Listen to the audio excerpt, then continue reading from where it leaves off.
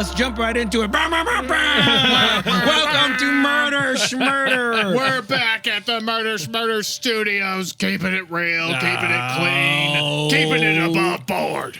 Guys, welcome back. We are doing part 2 of DB Cooper. Cooper. Is it? I thought it was DB Cooper. DB Cooper. That's what I said. DB Cooper. DB Cooper. Okay. DB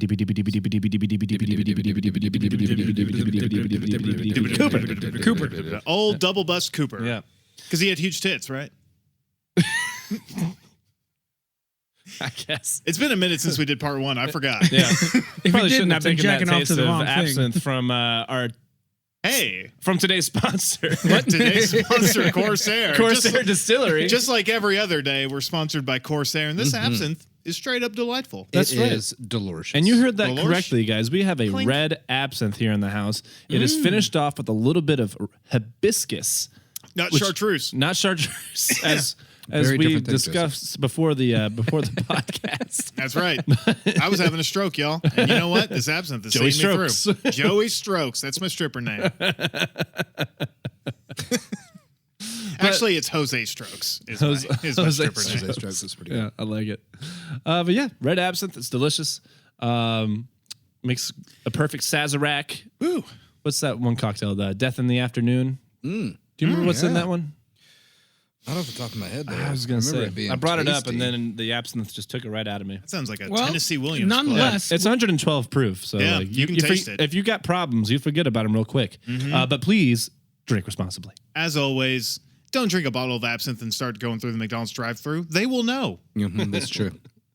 They won't care, but they'll They won't definitely care, know. but they'll definitely be aware. They will, they will definitely smell your breath from a mile away. Death in the Afternoon is 1 flute of champagne and a 2-ounce pour of absinthe. That is, whew, God. Yeah. Damn. Bless. Drinking like Oscar Wilde. Yeah, if you're trying to That's be a man's drink or a lady Asleep. with problems. you start drinking those in the morning, you will not make it sundown. But nonetheless, we want to hence say the thank you to name. our sponsor, Corsair.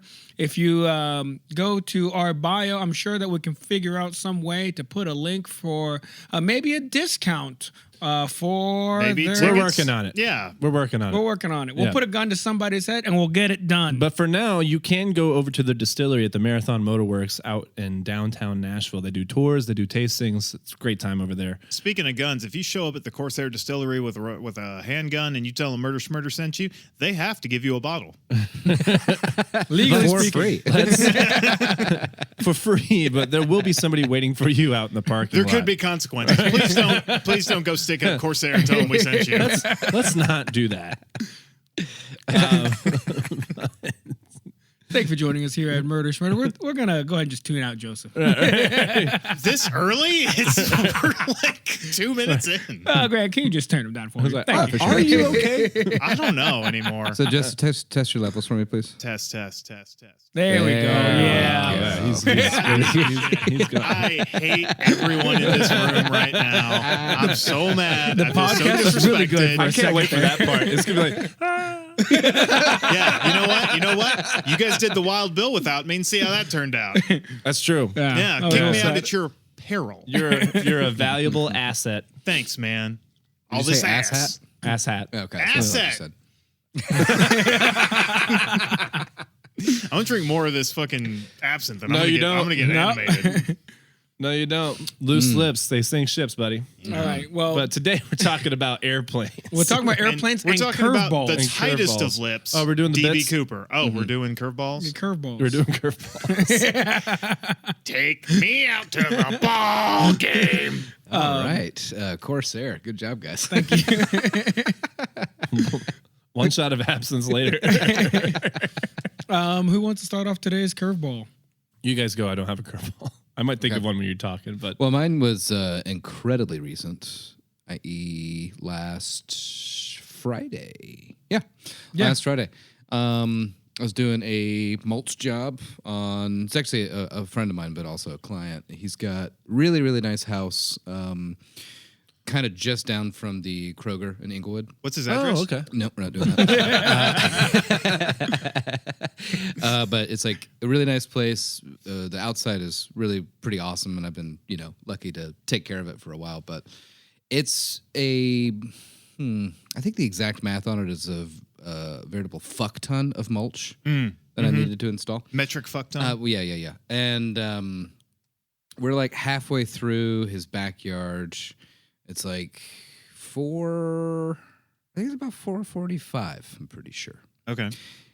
You hear very close by. Initially, I'm like, oh, it's the parking lot of the Kroger, but some real bad shit's going down because it was like and then 3 distinct gunshots. Oh. Equal distant from the very angry man. I feel like that's typically the sound that follows. Yeah. It's either that guy shooting somebody or whoever is being yelled at. It's like,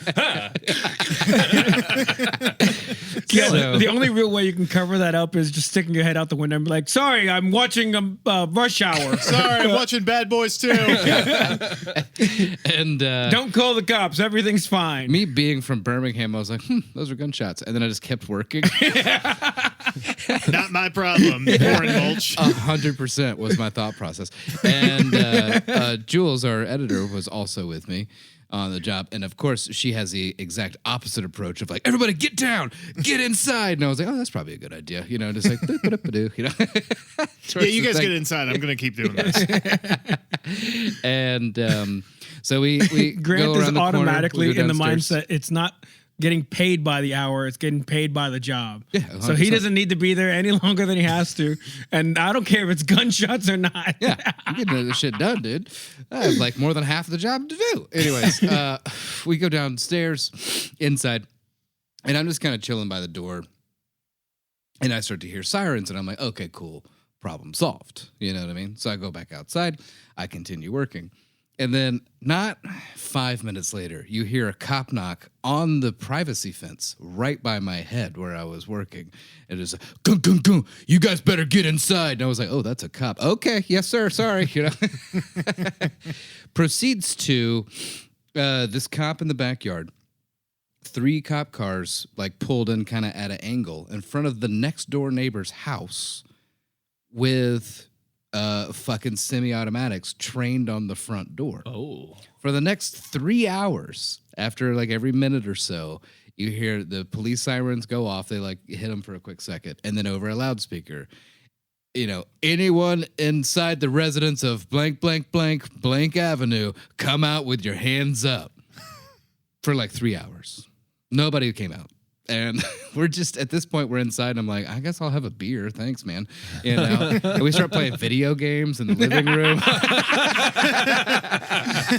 Okay, not the worst day at work. No. It's dark outside now, so I'm like, well, there's no way I get to, you know, keep working, so fuck it. I guess I'll have a whiskey now, you know? And then finally the owner goes out and kind of like waves one of the cops down. It's like, hey, can my yard guys leave? And they were like, hold on. And then eventually like send a guy over. And he kind of checks us all out or whatever. And was like, just leave all the equipment. Just get in the truck and go. And I was like, hey, do you mind if I leave everything here? And he's like, it's fine. Just deal with it tomorrow. I was like, okay. Pull through a police barricade. And then I get a text from him like 30 minutes later. And it was like, well, they all left. I guess the guy was never inside. What? Jeez. The guy that just pulled like a homicide, he's running down the street. They're probably hot on my tail. I better skip town. No. He's like,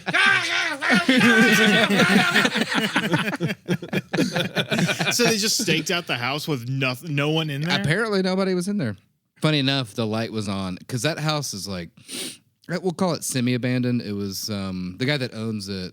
His dad owned it, and he passed away. Mm-hmm. The guy's just sitting on it, and I don't think he really lives there. I guess he comes in from time to time or whatever. Okay. But according to my Shoot somebody, client, leaves. You know. he does keep really odd hours.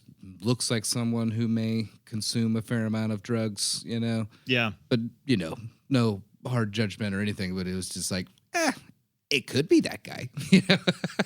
And apparently the light was on in the house the other day, and there's now a car, like, parked kind of behind the house with, like, a cover on it. So, Okay. Who knows? I mean, it's kind of weird. The cops stood outside after hearing gunshots doing nothing, considering it's a residential and not, a school. I know, right? Because that's usually when they do nothing. Yeah. A Valde joke. It's fine. Everything's normal. We have a great country. That's a pretty fun Friday for me. Oh, that was a Friday? That's how you started your weekend? Yeah. Nice. You could say your weekend's popping off. That was good. I like that. He's stuck like this. This is his stroke. Joseph, you got one, or you want me to go? Yeah, I got one. It was the one that comes to mind is when I was a teenager, and I used to be, instead of the lackadaisical, free-flowing, never gets angry guy that you guys know and love. You used to be wound up like a monkey toy. I used to be pretty wound up, especially as a teenager in Springerfield, Tennessee. Go Great. on. Wore my little Bad Religion shirt, had my snake bite piercings. It was great. Never got shoved into lockers. Had a great time. And one of my friends asked me to go to a sleepover, and I was like, "Oh, okay, cool. That sounds fun. Whatever." Swoops my hair. You also had the bangs. Yeah. Oh, it yeah. was real unfortunate. When you finally cut them off, did you still do the little head toss? It took a while to get that crick out of my That's neck. crazy. It took me a long time. Everybody to get over that, too. at my middle school had like the Tucker Carlson. Not surprising. Where you pull your hair down and like you use your mom's cylinder, like the cylinder brush. I know what you're talking about. Yeah, and you like flip it up so where you put your hat on, it flips up. And it flips up, Right, dude. right. Yeah, all the we the called fish hook on the bill of the hat. Yeah, we called those kids prep necks. Yeah. Yeah, that's what we called them too, actually. Yeah. Dude, But I had Bama bangs, as they called them. Bama bangs. there's nice. nothing worse than seeing a grown ass man with the Tucker Carlson haircut. Oh, it's awful. Like, It's real unfortunate. right. It's kind of good though, because you can see them from a distance and be like, "Oh, cool, we'll never be friends." it's like you put a 12-year-old's head on a 45-year-old man's body. So my friend's like, hey, like you should come hang out with me. We're gonna like have like a sleepover type thing. And I was like, oh, cool, whatever. I've got my so I decided to get ready for it. I'm going to sleepover and everything. So I've got my cool ass. I've got my cargo shorts, camouflage pattern. Got my Obviously.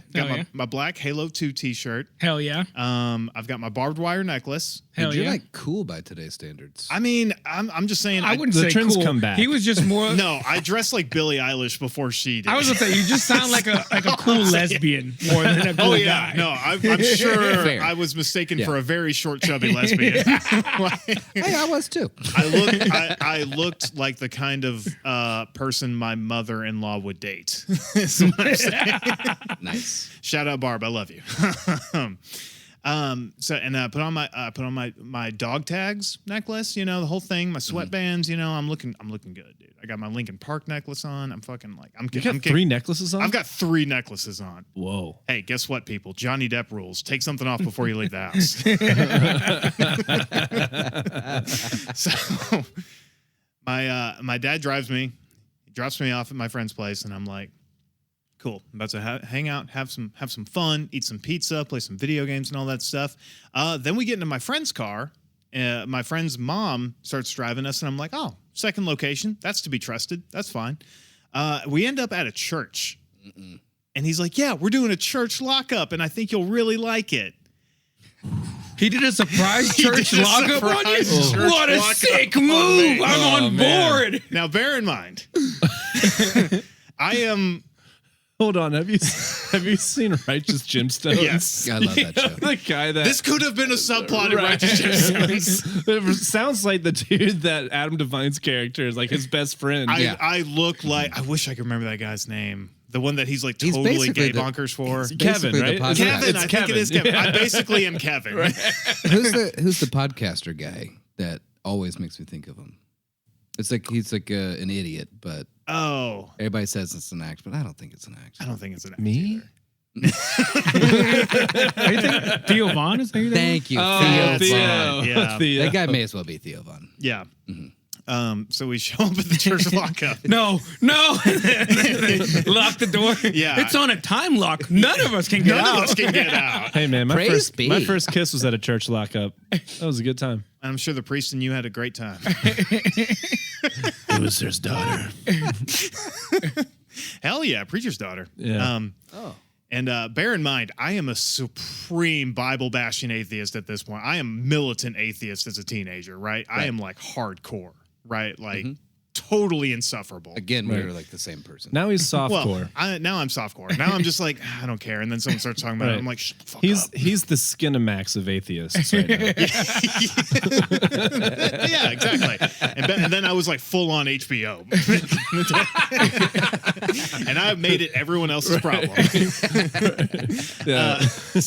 that little Joseph over there? Come on over. Turn that frown upside down. Luckily, I brought my acoustic guitar. Kumbaya, my lord. Almost exactly what happened. Immediately starting into hymns, and people are singing, and Then they start crying. then people are talking, and then they decide to have this like round robin style fucking. Almost like a confessional, but Southern Baptist version where they're like, hey, we just want to, the youth ministers, like, we just want everyone to think about another radical dude named Jesus Christ. And I'm like, fuck! Jesus! And he's like, I want everyone to be able to come up. We're in like a little shitty auditorium kind of thing. And he's like, I want everyone to come up on stage and share something about themselves. And this guy who I hated, I think his name was Luke. He was super cool. Joseph goes on stage like, I want to smoke crack one day. You guys are the reason I'm going to smoke crack one day. And I think his name was Luke, but could have been Hunter, fucking whatever. He was like cool guy on the football team. Everyone loved him. He's probably doing all kinds of cool shit. You know what I mean? And he was probably a fine guy, but I did not like him, right? And he goes up there and he starts talking about how he's like, I've had troubles in my life and, like everything's really hard. And I just want to say, I've had doubts about whether or not the Lord loves me. And when I'm here with all of you guys, it feels like the Lord loves me. And it feels like I'm right here with God in this room. Everyone soaks their panties for it. They're clapping and cheering and shit.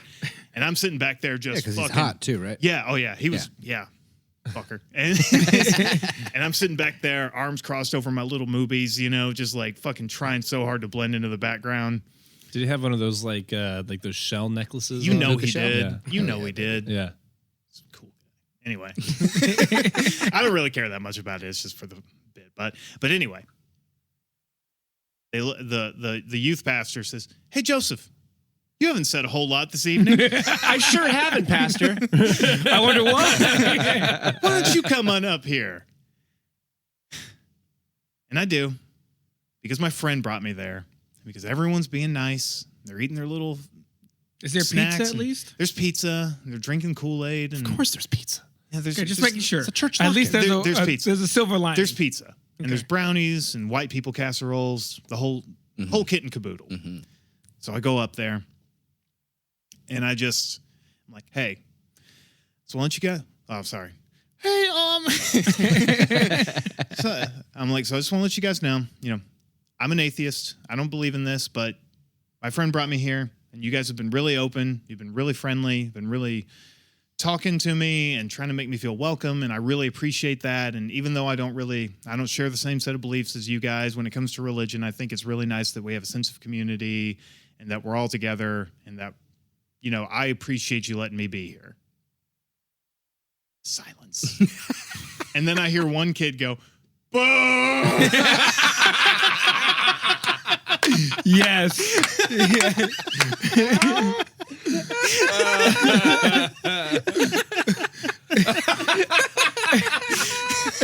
You're lucky this happened in like what I imagine the early 2000s. Oh, yeah. And not in the early 1900s because they were like, stone him!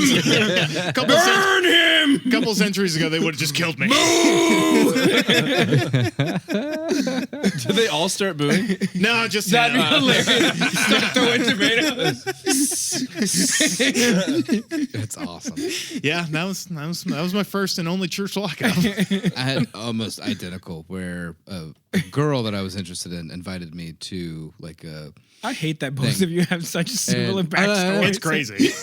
It was at like a little like community center. It wasn't a church. Yeah. So I was like, came in being like, well, this is kind of weird. You know, we were in middle school, and so I was like, and then it like the vibe started to get like more and more off, and then the fucking acoustic guitar came out from like a mid 20-year-old guy. And I was like, oh no. Oh, before I forget, the second curveball, that same youth pastor banged a teenager. Yes. Yeah, he did. There you go. Yep. Like an 18+ teenager? No. Ooh.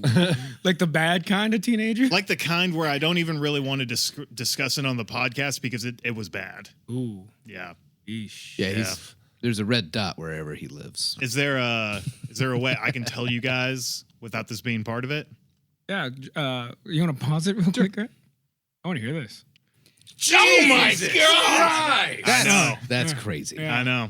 Oh, Yeah, we'll never be able to tell that on the podcast. Yeah. Maybe it'll be on the Patreon. Yeah, that was too raunchy for the Murder Smurder podcast. Yeah, that was an inside the studio. Yeah, Oh my story. God! Yeah, We talk about people like killing and murdering and raping, and that kind of topped it. Yeah. Anyway, You got one, JD? Actually, I have a really quick curveball that happened to me literally just 10 minutes ago. I've been drinking this beer this entire time. I'm like, man, this is so good. Yeah. Like, this is a great beer. And then I look at it and it says non-alcoholic. I told you twice. I was like, I got a fake beer in the fridge if you want it. You're Wasn't like, I'll listening. take a beer. And I was like, okay, cool. And then I was like, can I try that? I haven't tried it yet. And you're like, of course. I was like, man, that's really good for a fake beer. And you're like, right? he tuned you out. That's how good it is. Totally flew over my head. You were telling your story, and I was like, I just happened to catch it. I was like, oh,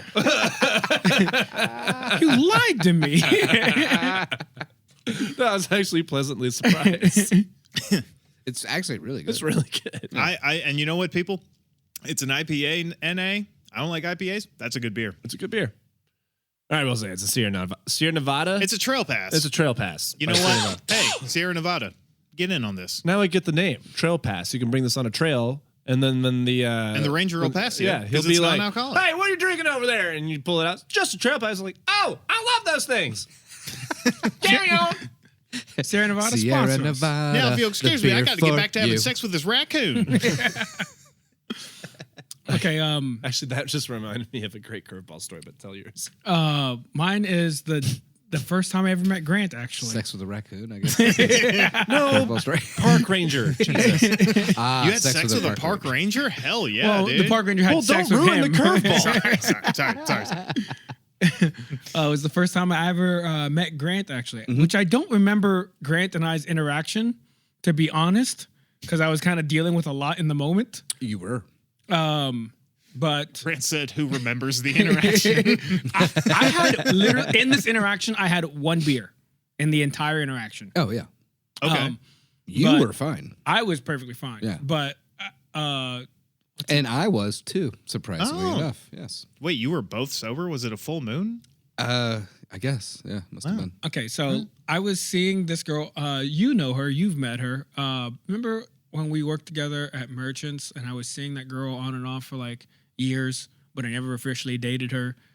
Did her name rhyme with Gabby? Yeah. Yeah. Let's go with Gabby on this Yeah. case. Okay. Gabby and I were seeing each other and basically hooking up for years. Long time, yeah. Long time. But I would never officially date her, which is, I don't know, women are crazy. She In hates me hi- for some weird reason. In hindsight, Maybe it's because It you was a prefaced it good- with women are crazy. Thank you, Grant. Thank well, you. I mean, in his defense, in I know. hindsight, like good choice. I know her to well. not. I know Oh, her you well. you do know Gabby? Yeah. Gabby Gabastab. Just Gabby That'll give it away. I was thinking of the Anyway, exact same joke. I just did a not second ago. treat Gabby well, and she, for all intents and purposes, hated me for all the right reasons. I did not treat her well. So you started with women are crazy. Well, that was- I don't but know I'm why she crazier. likes me, but I did not treat her well. Yeah, I was being facetious. if you couldn't tell. Oh, But okay. nonetheless, time had passed and I hadn't seen her in years. And I was like, you know what? I really owe her an apology. And I've grown and I've done a lot of self-work and I want to apologize, mend that road, and maybe even like actually try and date her and be serious about it. Mm-hmm. So we start texting and talking again. At first, she seems really reluctant, but after some time of like actually like consistently hitting her up and being honest and just like telling her like, I do want to see you, I do want to apologize, and I do want to catch up, she agrees. And we agreed that we're gonna go get drinks. Funny enough, at the same place that Grant worked at the time. Mm-hmm. And it was a Saturday night, and I was able to get off early to go see her. I'm super excited because I'm like, I get to see her. Probably gonna smash. It's gonna be great. Mm-hmm. We're gonna have a great time. I pull into the parking lot. I get inside, and I don't think it was Grant that greeted me. I'm pretty sure it was Justin, if I remember correctly. But I can't say it was for sure.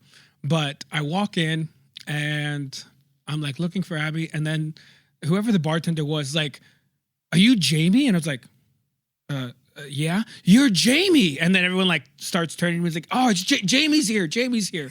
And I'm like, what the fuck? And This like, probably isn't good. yeah. So I'm like, what the fuck? And like, Abby's outside, like on the patio. And I was like, okay. And she's like, she's hammered. So Oh, you've told me about this. yeah. And they're like, we had to take her keys away. So we're leaving you in charge. Yep. Here are her keys. And I was like, okay. She's not drinking right now. Where she's like, no, we just gave her, they gave her just like a cup of water and just put her in the patio in the corner. I go outside, I grab a beer. Too busy to deal with it. And I sit down and she is belligerent drunk. Oh, no. It was man. like just not like Kim K, ugly cry, just hammered drunk. And I'm like, are you okay? What happened? She's like, I got fired today. And I was like, what happened? She's like, I got caught drinking on the job. And So I just kept drinking. I just kept drinking. So she'd just been drinking all day since she got fired. And for the next hour, it's a Saturday night. So it's still busy. Yeah. There's still people sitting on the patio, circling and around us and walking by and everything. But for the next hour, all she does is just bring up every shitty thing I did to her.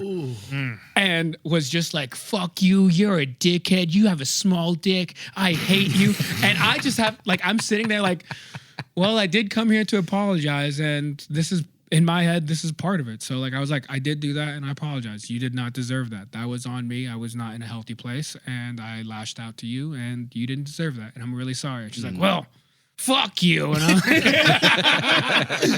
it went like that, like I said, for an entire hour. Just a solid hour. And then she was like, I gotta pee. And then I was like, okay. And I'm thinking she can walk. She cannot walk. I literally have to help carry her to the bathroom. And I'm like trying to make sure everyone knows, like, I'm not gonna do anything funny. I'm just carrying her to the bathroom. That's all. Just to the bathroom. And then she was like, can you help me get on the commode? Ugh. And I'm just like, I can't do that. I'm not going to the bathroom with you and I alone, locking the door. Yeah. That's just, I'm not doing it. I'm Yeah. not, you're just gonna have to figure it out. So You're just going to have to spray and pray.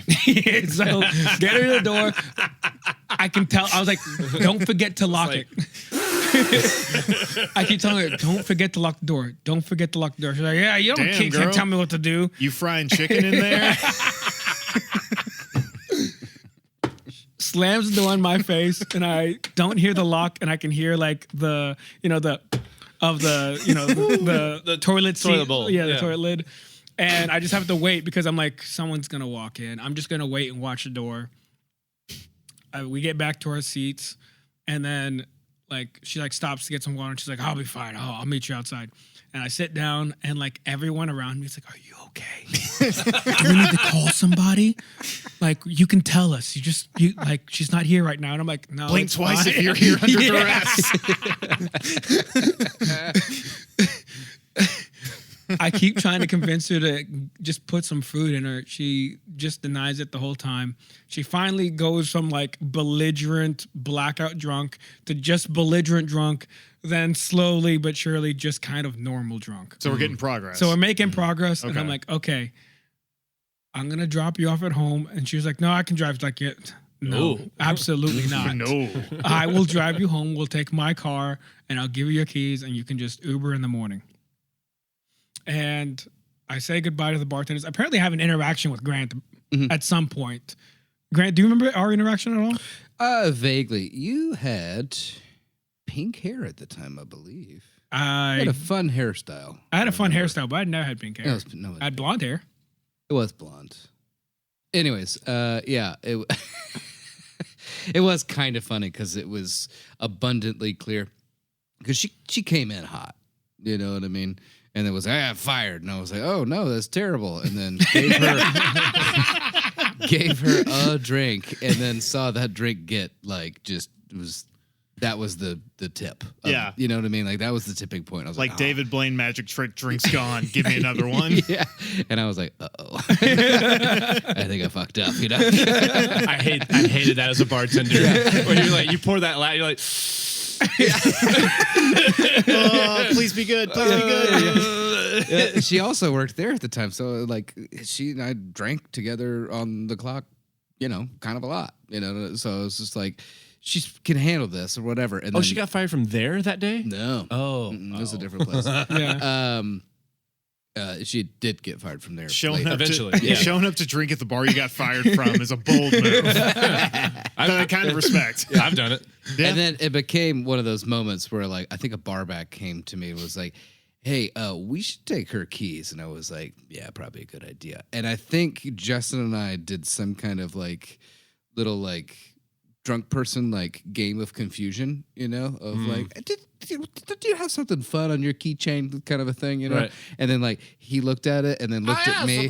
And then he just, like, just kind of, like, tossed the keys to me when she wasn't looking. And I just caught him and put him behind the bar. And I was like, cool, we got that handled. See, that's really good. That's how you do Bro it. move. I like that. Yeah. That's some Nashville wrangling right there. Right. And then, Because that's like, you know, drunk people are always like, this fucking keychain's so cool. Dude. and if I remember right, someone else was like, maybe you should call, like, telling someone else to call Jamie. I don't know who Jamie is, you know. And then he comes in, Jamie comes in and was like, hey, I'm here for so-and-so. And I was like, word, I got her keys. You know? I was like, are you like a friend, boyfriend kind of thing? And he was like, I can take her keys. And I was like, okay. Good enough. Not my fault. We were busy. Like I said, it was a Saturday night, so You're not going to sex traffic her, right? Right? Promise? Here you go. No, but I mean, I sussed out that they were like, Yeah, if you hand he somebody wasn't a threat and they were kind of involved, but not really, whatever. And I think there was a moment, she wasn't in the bathroom because I remember you standing there the whole time. I think maybe you just got her like settled outside and you came in to apologize about the whole situation. And I was like, dude, you're good. Like, this happens here sometimes. Also, I know her. No big deal. You sure you got her home safe kind of a thing? And you were like, yeah. And then we did talk about something. And I remember as you're leaving, I was like, man, that guy's pretty funny. Even in that situation. You had a little zinger that I was like, all right, nice. I was gonna say, by the way, if you hand somebody else's keys and they go, all right, get those keys right back. yeah, I'm gonna need those back now. Especially in that tone of voice. Papa's getting some tonight. I'm gonna need those keys back. Plan's really coming together. Now, I remember you being a solid dude and surprisingly funny in that shitty situation. And so, I don't know, a few months later, you were like, hey, I'm a comedy writer. Do you want to join a sketch comedy crew with me? And I was like, fuck it. And now I'm here. Yeah. For everybody listening, Gabby is sober. No, hang on. I'm getting there. Oh, Okay. shit. I'm sorry. God damn it. Let me cook for a second. It's not my story to tell. So I Give me that bottle. I ended up taking her home and I'm about to drop her off. And she pulls a hard curveball. I've already had enough curveballs in the night because I'm thinking like, oh, we were going to have a great night together, drink, hang out. It's probably going to get laid. I was supposed to get it touched.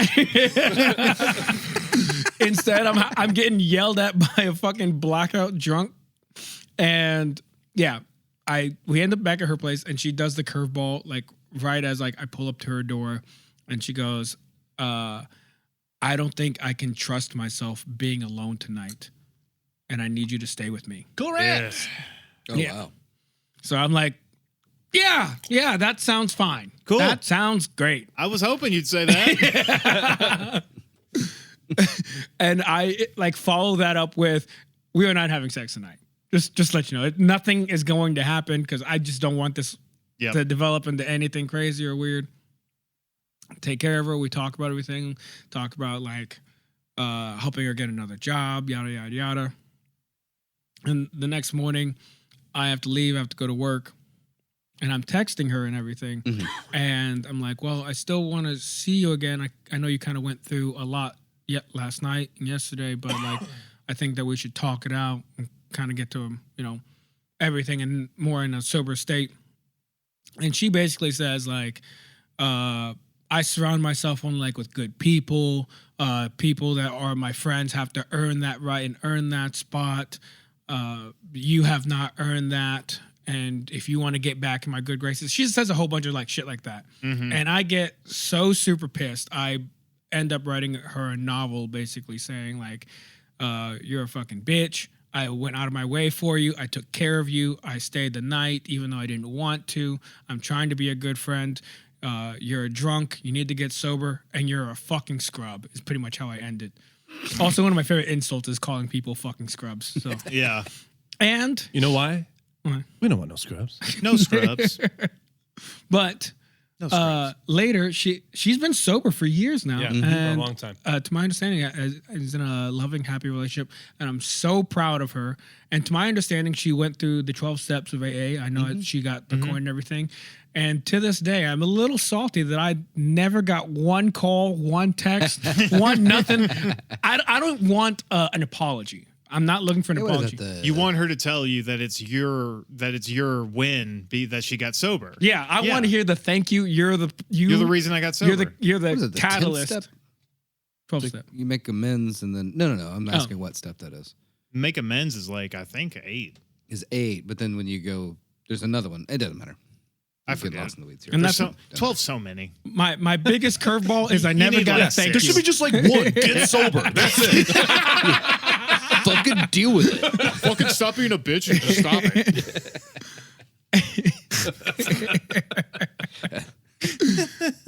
And that was my night of curveballs. That's pretty good. That's good. Yeah. See, more of the story is we're all friends again. You know, Everything worked out. Yeah. Everything worked out for the best. we're all at least cordial. Yeah. No, I don't think my curveball is going to be as good as any of yours, but I want to hear it. I had a couple of friends of mine that were from. I once got a peanut butter and jelly sandwich. Forgot the and jelly. I thought it was grape jelly. Turned out to be strawberry. Who the fuck knew they came in the same glass jar? Like this grape jelly's red. Well, I didn't understand. From afar, it looked like grape, but it was strawberry. The peanut butter was crunchy too. I like smooth peanut butter. Go on. That's a hell of a curve. Yeah, you thought I was going to tell you a story. No. I had a couple of buddies of mine from Maine, like way up there, like East Millinocket, Maine, which is about 2 hours from the border of Canada. Okay, that's up And there. they moved down to Nashville, and we were all friends. Again, we all worked at Merchants together back in the day. And then they said, And- God, it's hot. and me and one of these guys became really good friends, and we would like go to the gym together and stuff. But he and his roommate, who was also from Maine, would do this voice. They'd be like, "Oh, geez, bud, how's it going? You're doing all right there, bud." And then like I was just always like, "Oh, this is just some funny voice to do." So then I started doing the voice, like, "Oh, hey guys, how you doing, bud? How you doing?" Flash forward into the future, my buddy's going up to Maine for his father's birthday or something like that, and we all decide to go up with him. We get up there, we have fun in Portland, and then his buddy drives me up to East Millinocket to hang out with him, and so we're hanging out, and we decide, hey, like let's go climb Mount Katahdin, which is like the tallest mountain at the end of the Appalachian Trail, right? and we're doing this. I'm doing this voice now, like in front of all these people from Maine, and they're like, hey man, that's actually really good. I was like, dude, yeah, I just learned from these guys. So hey bud, how's it going? And then we get to this mountain. I left out a detail. His mom works for like the park rangers and stuff, right? Oh, that's cool. Yeah.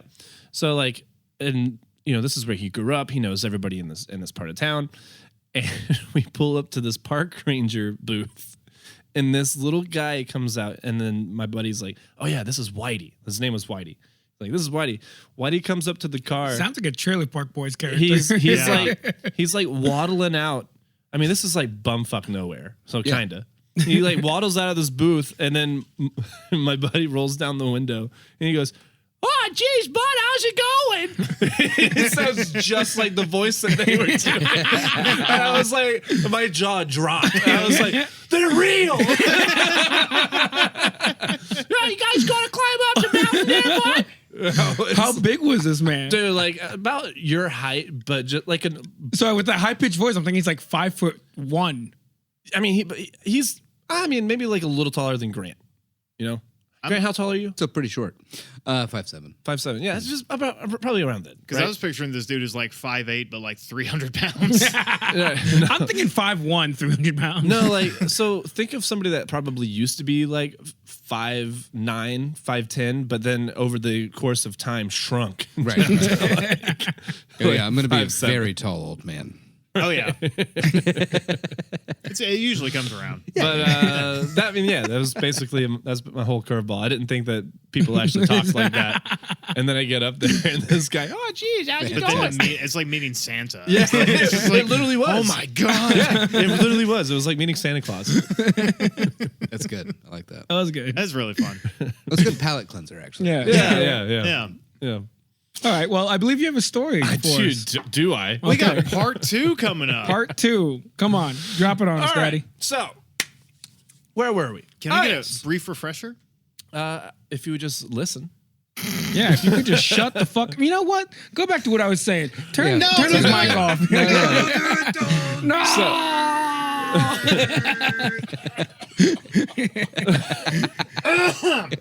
All right, I'm back. So, in 1971, this guy whose name is Dan Cooper hijacks this plane, right? Allegedly, his name was Dan Cooper. Allegedly, his name is Dan Cooper. And allegedly, he did it with style. That's right. Yeah, he was all well dressed. He Well-dressed, bought it, ticket respectful. cash, right? Yeah, bought a ticket cash. Bought a ticket cash. Briefcase.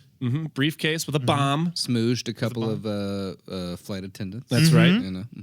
He asked for $200,000 in ransom, and he wanted 4 parachutes, and they give it to him. I believe he said something along the lines of "send nudes if you nasty." That's That's what he scribbled on the note. Send nudes if Yeah. you're nasty. Right. That's what that was his final request. So I'm still waiting on some updates from that. right. yeah. God, that was awesome. Anyways. So as they take off for the second part of this trip, he asked the pilot to configure the plane in such a way to where like they were going low and slow with like the winds down, and then he jumps out of the plane. Right. So Cooper's jumped out of the back of this back of flight 305 in the dead of the night, and the plane has just landed in Reno. And the FBI has begun their forensic sweep of the plane. The biggest little city in the world? The biggest little city in the world. New boot goofing. 3 easy payments. Oh. There were 66 fingerprints found on the plane. Cooper's black clip-on tie, his tie clip, and 2 of the 4 parachutes, one of which had 3 shroud lines cut from the canopy from when he cut because they gave him the wrong bag. That's right. And he rigged it up. Yeah, they gave him the wrong bag, and then for the ransom. And so begins Operation Norjack, which, what do you think that stands for? Norjack. No Reno jumping out here. Hang on, there's an O in there, right? Spell it for me. Norjak. We have a thing about the police and how they The acronym. they do really well with acronyms. Yeah, I'm gonna go with I feel like they spend a lot of time on their acronyms. national, operational, Okay. I got nothing. Grant, You got any guesses? 2 out of them, out of however many. Rancid. Mm-hmm. Man, I don't. Yeah. Northwest Hijack. Norjack. Damn it. Ah, damn. I was this going lingo? for, I was They going really- for they long really- and that- cool. That's a lazy one. Yeah. Yeah. You could have done better. Yeah. We had like Operation Scorpion a couple of weeks ago. Yeah. We did, right. With We the had full Red acronym. Dog, Yeah. Scorpion, and everything. Yeah. Fist. Yeah, they need a corrupt Hands down cop the service working on their acronyms because Yeah. those corrupt cops know what they're doing with acronyms. Not much else, but They can come up with an acronym or two. I mean, they know how to sweeten their own pot. I mean, don't get them wrong. That's true. That's true. And hitting their wives, no one better. it's NFL players So- and them. That's all. NFL players. So authorities began interviewing eyewitnesses and also developed a series of composite sketches, which mostly looked like Jack Nicholson if he was a used car salesman. They then compile a list of suspects. That's a really good descriptor. They then compile a list of gift- suspects and That gift start. kept giving, actually. Here's Johnny. And they start questioning suspects immediately. But in true American fashion, with any shocking and unprecedented case, the media had a deadline to meet, so it started spewing information without totally having their facts straight. In fact, the name D.B. Cooper was actually an error published by reporter James Long, which was then republished by reporter Clyde Jabin, and then several other news outlets. But did they fix it when they all realized their mistake? Nope. They just ran with it. This led police to our first suspect, a man from Portland with a minor police record who just so happened to be named D.B. Cooper. Because he introduced himself as Dan Cooper. Yeah. Right, Well, never- so he wrote Dan Cooper on his flight ticket. Right, but he never actually said DB Cooper. Right. I don't. Right. Yeah. I don't think he actually even gave his name while he was on the flight. They just got it from they his. just got it from the. Okay. Yeah. Man, it used to be so easy to get on a fucking plane. Dude, there was zero security in the 70s. Crazy. I know. Yeah. I kind of think we should bring it back.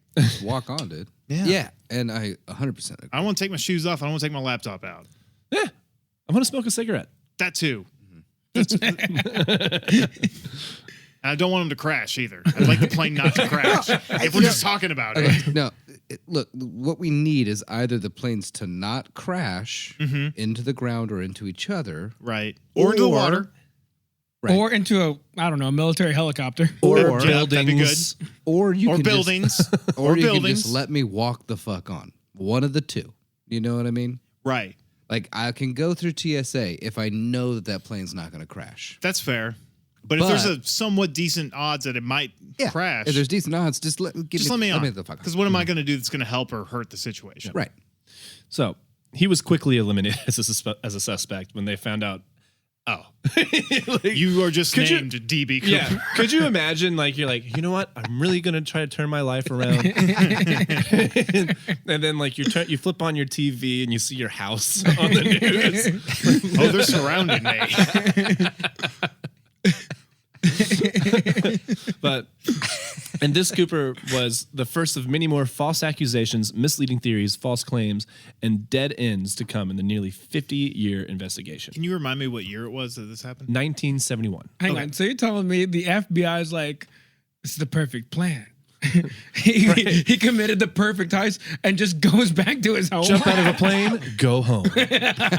They'll never catch me. Especially since I gave my real name on the ticket. It just got on a train from Reno. So Yeah. so now they're investigating, right? They're searching. 12 days after. Oh shit! We should have investigated. I shouldn't just gone with that hunch. I was so. 12 Put days. away the phone book, boys. 12 days after the incident, FBI Director J. Edgar Hoover Oh, that old chestnut.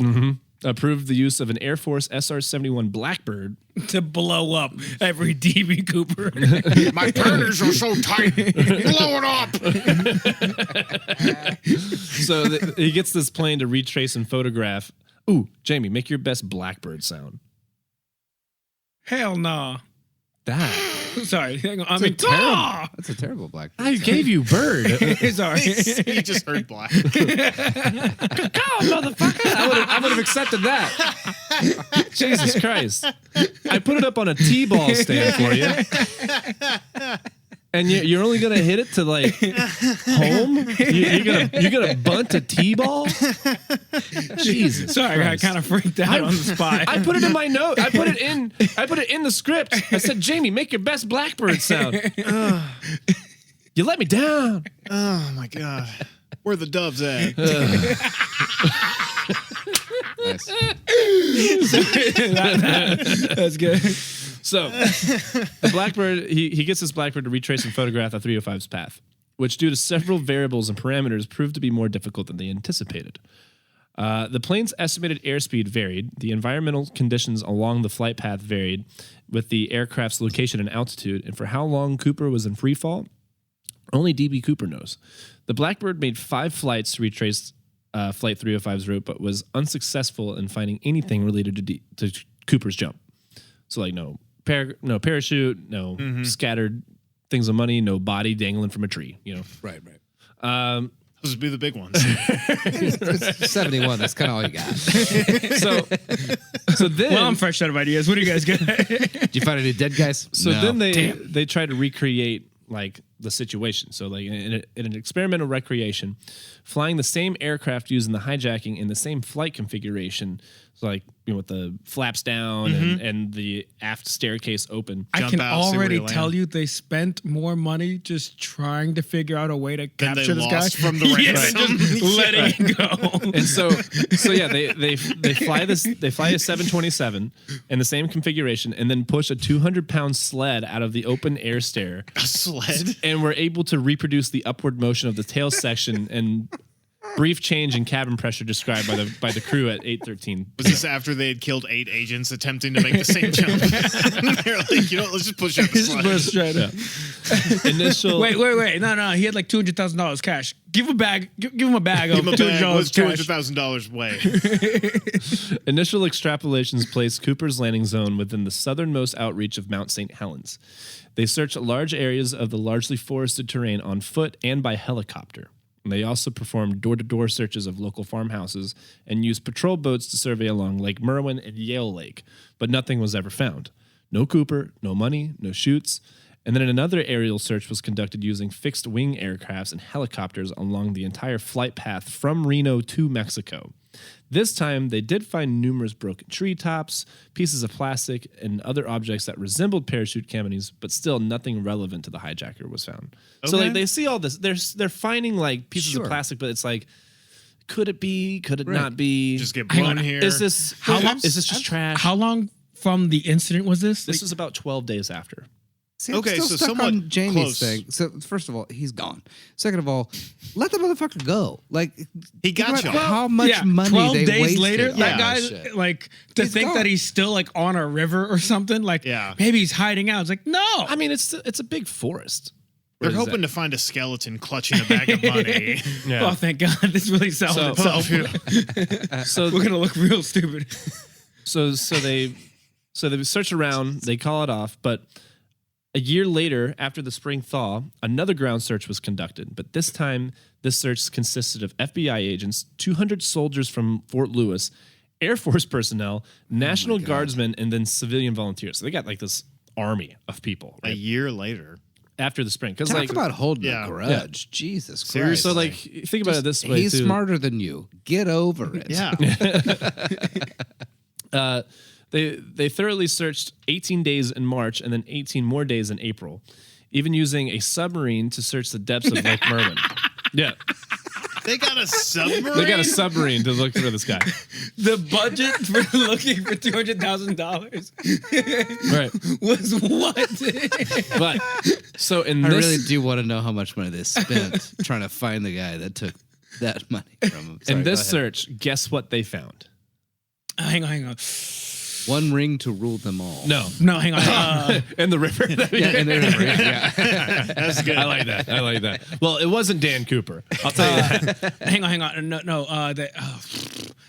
They found a guy. I gave you the answer. It's not Dan Cooper. No, they found a guy that's like, I saw him. They found nothing.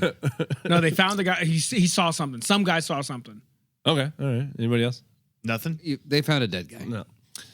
Close. A Sam Squanch? So Sam Squanch. I'm listening. Samuel Squanchel.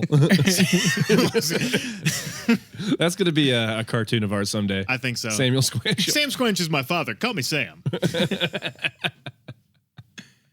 But two of the volunteers did stumble across a skeleton in an abandoned structure that was later identified to be the remains of Barbara Ann Derry, a teenage girl who had been abducted and murdered several weeks before. An unrelated Unrelated murder? Jeez. I should have guessed that. Oops, we accidentally recovered a body we weren't looking for. Is that Barbara? Sir, we found a body. Is it DB Cooper? Nah, some dead chick. Damn it. Well, then throw it away. So we've created more problems gross. than we Throw it away. solved in this entire year looking for this guy. Are you sure we shouldn't just call this off?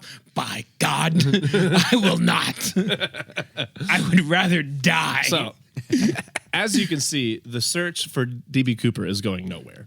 But what about the money?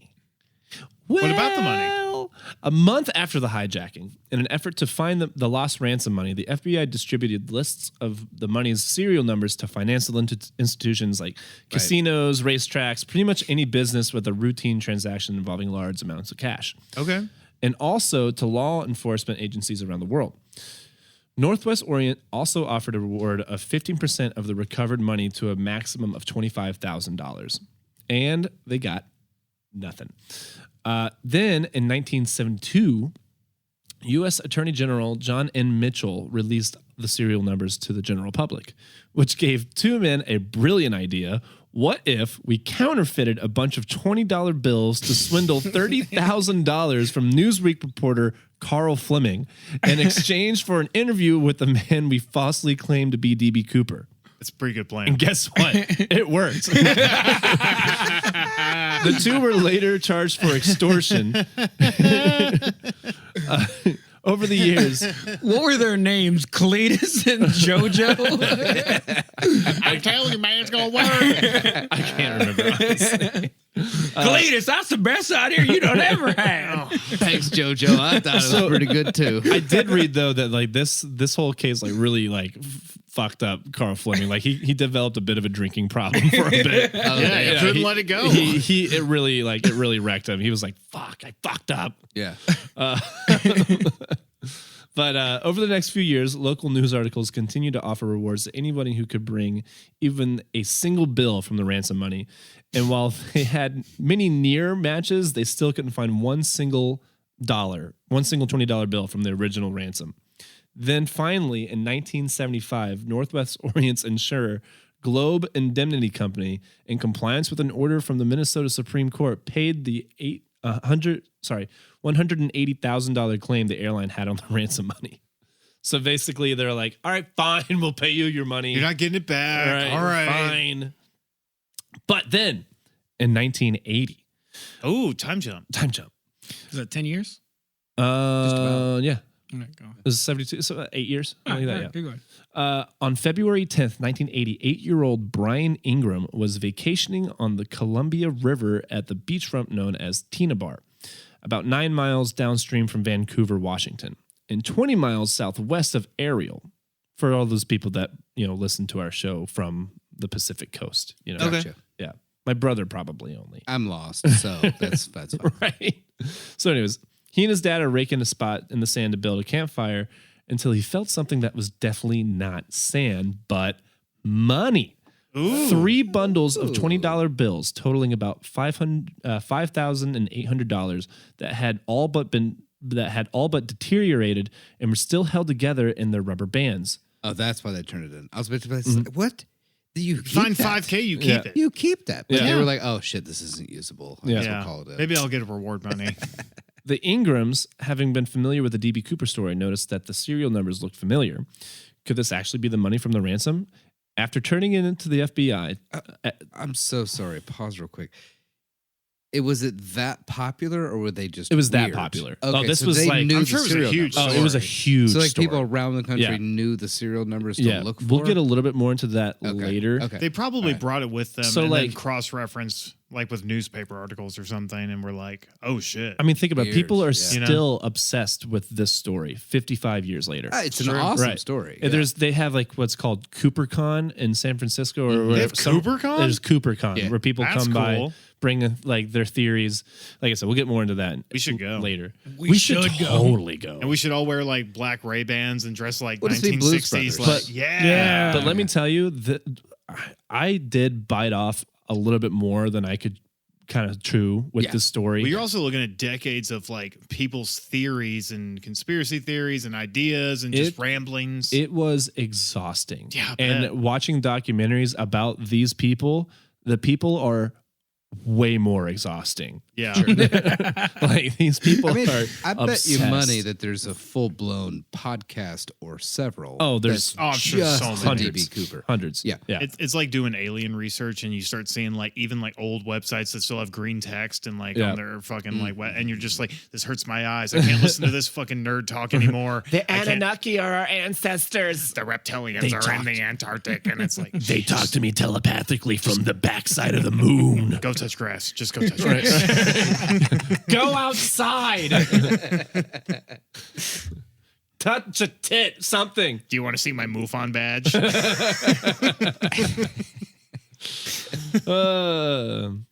But as miraculous as this discovery was, it ultimately raised more questions than it answered.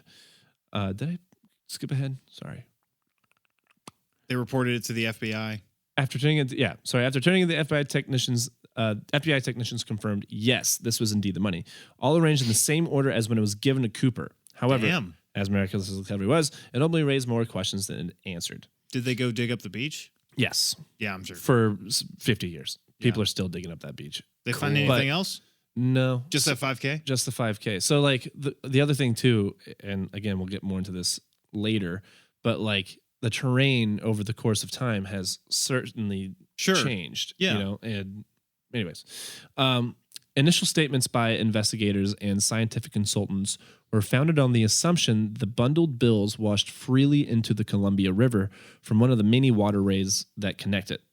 A hydrologist from the Army Corps of Engineers noted that the bills had disintegrated in a rounded fashion and were matted together, which indicated that the river action had deposited the bills as opposed to somebody burying them. So you mean to tell me all water touches all the other water? All water leads to the big water. Really? This fucking third grade water cycle social But studies essentially what he's bullshit. saying is that like that his theory, because there's 1,000, is that water fell into the river and tumbled to this part of the thing. Yeah. Okay.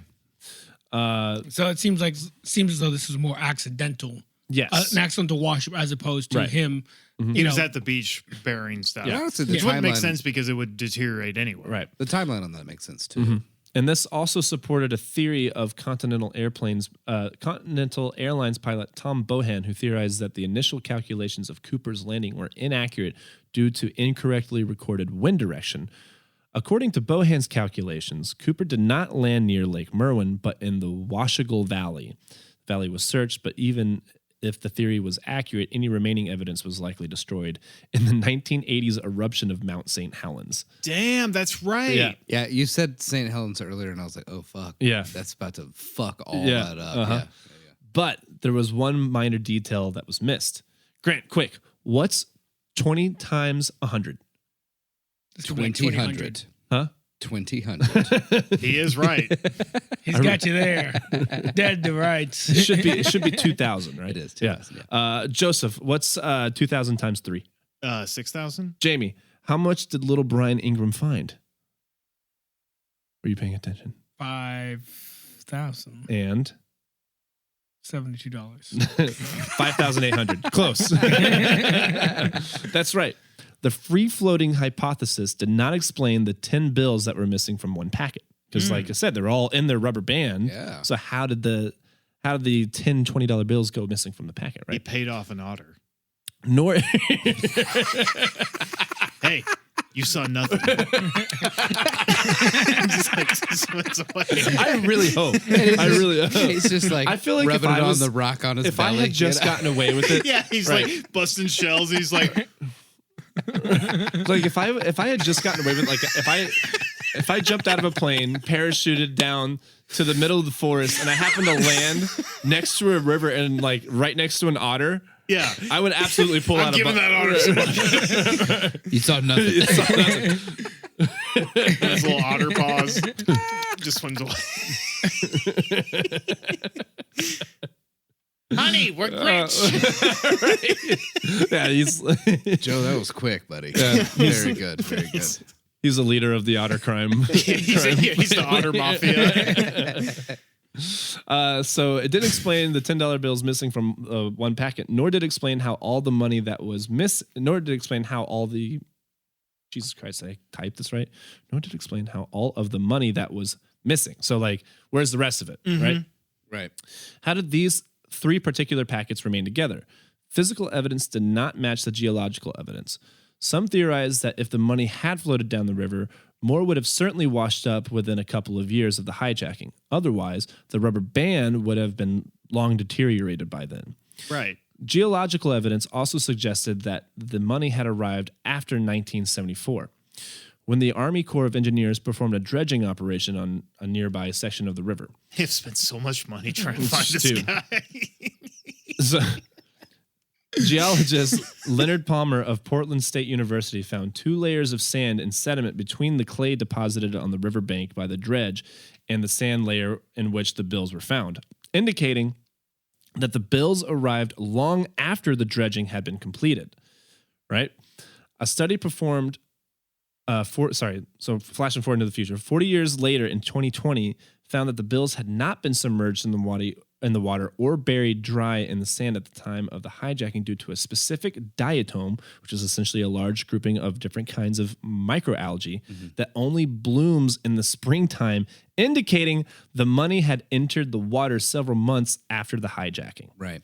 Also, Super they're weird, doing this right? fucking study during COVID. Yeah. Shut the fuck They didn't have up. anything else to do. Guys, let it go. Actually, fair. That's true. You're know locked what? up and you're like, time for my pet I'm project. gonna solve the DB Cooper case. Can't go to work. That's something that, I mean, we had somebody turn into an anti-Semite, right? Yeah, that's true. yeah, that's true. We Why also did had you a motion friend towards that Jamie? what's it called? Oh, it was his friend. I know. We also had a friend that went down the alien rabbit hole. Oh. Yeah, Who was that? Dustin. Too little, too late. I mean, come on. Dustin. Yeah, Yeah. he did all But our brother, filming. I've been down that I was hole. about to say, I drove No, head like- first. Years ago. he like spent like the other DB that we know? yeah. Oh. He Oh, coinkydink. literally like stopped doing like normal filming and pretty much made a full-fledged documentary.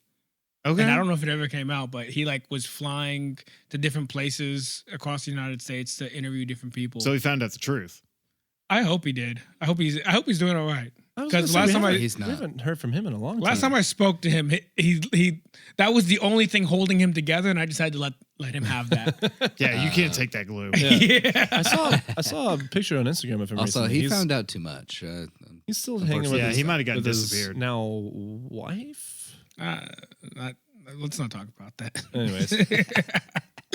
So, what did they do with the money they found? After many negotiations, the money was divided equally between Brian Ingram and Northwest Orient's Insure Globe Indemnity Company. Hang on. So it sounds like someone found the money, took 2 bills, and was like, "Oh, it's already the money's already broken up, like already deteriorating," and just threw it back in the river. It is possible that the But what dad about the and rubber the kid band? took 2 bills for keepsakes. I like know? that. Yeah. I mean, What about But- the rubber band? Oh, I mean, you just pop it off, pop it back on. no. If it's been floating down the river, if you mess with that thing, that's popping. Like you're not getting it Yeah. back in the rubber band. Okay, so back to my theory. Someone just found it and was like, "I'm taking 2, and I'm not calling the cops. I'm not supposed to be here in the first place." Just throws it back in the river. But it was 10. It was 10 bills that were missing. All right, they took 10 bills. Either way, like it sounds like the money was already deteriorating. by the time that person found it. It sounds like the money was dropped. Maybe. You never. That's who knows. I'm telling you, I know. Well, because he had to make a rig to like. We'll go to Cooper. We'll go to CooperCon. But he had to make a Apparently Jamie rig solved to it, carry so. it, right? Because they gave him the wrong kind of bag. So yeah, he essentially like tied it in a parachute. Because I'm thinking of like how he would like grab 10 bills and then tuck the rest. Maybe he like grabbed 10 bills, stuffed in his pocket, and then that thing fell out of his like makeshift ruck. Possibly. You know But what then I mean? where's the rest of the $200,000? I mean, Well, he kept the rest of the he had the rest of $200,000. it. I don't know. Who knows? It's a good question. Anyway, I'm sure there's a 5-hour YouTube video of someone's theory about it. there are several. So half it's divided between Ingram and the Northwest Orient Insurer Globe Indemnity Company, and then the FBI retained 14 examples as evidence. And then the Ingrams sold 15 of the bills at an auction for $37,000, which is about $54,000 in today's money. Okay. Nice little chunk of change, right? Yeah. The Columbia River ransom money remains the only confirmed physical evidence from the hijacking found outside of the aircraft. Oh, really? Okay. They would continue this investigation for another 36 years until finally in July 2016, the case was suspended by the FBI, citing the need to focus resources and manpower on issues Anywhere else. If you remember, This is what why I said. can't be on the FBI Right. because I'm like, yeah, I'm gonna be on the Dude, DB Cooper case for a Do you, while. think, do you think in like 2001, like or maybe around like, I don't know, September, there was an agent who was kind of slacking on his work because he was focused on DB Cooper? remember The fucking planes This at the this is towers. giving a Joseph Well, and that was an me. inside job, Joseph. We know this. Joseph and I were working at the FBI, and they were like, "Are you guys busy with the DB Cooper? Oh, we're Oh, slammed. we're Right. balls Oh deep my in god, this, man. I don't We have can- time for anything Nah, else." I'd love to go to Kuwait, but I can't. Right. But also, if you guys were paying attention, I did say July 2016. In the next little part of this bit, I said the FBI cited the need to focus resources and manpower on issues as greater and more urgent priorities. Right. Perhaps some emails. Oh, John Podesta. I just wanted to throw it Pizzagate. in there. Yeah, right. Yep. All pedophiles. Yeah. All pedophiles love cheese pizza. I mean, who doesn't really? Damn it, I love cheese pizza. I mean, I love cheese pizza, but it's like squares but- and rectangles. You know, but- we're not all the same. Are you ordering cheese pizza to your house? Like you're calling up Domino's. I just want cheese. You're not throwing anything on top of it. I mean, I'm throwing on some black olives, some mushrooms. Let's say, yeah. Yeah, exactly. Some So onions? You're a full but grown man. that's the thing. Yeah, I'm like, a big but boy. If I go over to somebody's house and they're like, yeah, I'm going to order some pizza. I just got cheese. I just got cheese. That is alarming. I'd be a little. Yeah. So You're like, So you a allergic to stuff, diddler? or like, so- what's up? right. Been around any schools recently? Yeah. Let me see your Google history. All right. You're not Catholic, are you? Sorry, Mom. Local field officers would continue to accept any. So they closed the case, but local field officers would continue to accept any legitimate physical evidence, specifically if it was related to parachutes or the remaining ransom money. But for now, the strange case of DB Cooper remains the only unsolved case of air piracy in commercial aviation history. Air piracy. Air piracy. I like that. It almost That's sounds just fantastic. Yarg. It almost my sounds, ship is a plane. almost sounds very Studio Ghibli. You know? Yeah. Air piracy. I'd watch a fucking movie if it was about air piracy. Say that. There is one. Watch Porco Rosso. that? Studio Ghibli. Oh, okay. Yeah. Oh, have you guys not seen Porco Rosso? No. It's my background on my phone. Oh, it is. Yeah. Wow. Still don't know what it is. Cool. It's hard to explain. It's about this. Stay on topic. I want to hear what this movie's about. Yeah. Jesus Christ, you are so mean. To Quick, me. describe Hal's moving castle to me. Well, there's a castle and it moves. Oh, sold. No, please pause your story to tell me about this pork in the sky that's also a pirate. All right, That's you know what? Porco You don't Russo, I think. You don't get to watch the movie. It is a fantastic movie. You don't get to hear about it. Actually, don't let him watch it. Yeah. He'll probably bash it. Yeah, exactly. He won't like it. Yeah. You fucking asshole. I fucking hate you. And you know what? Like for the past 12 podcasts, you've here done it comes. something to piss me off. That's not true. I'm pretty sure last time, what's it called? You got mad at me when Joseph like corrected you. I think that's right. That sounds right. That rings a bell. It's centrifugal, you know? Yeah, it's deflection. Right. Typical. We all sit in a circle. It goes around. Mm-hmm. You know, always starts with comes you, around. then it goes through Grant, and then Joseph says something, and then I have to say something to you. Yeah. Okay. Yeah. Okay. So just who is DB Cooper?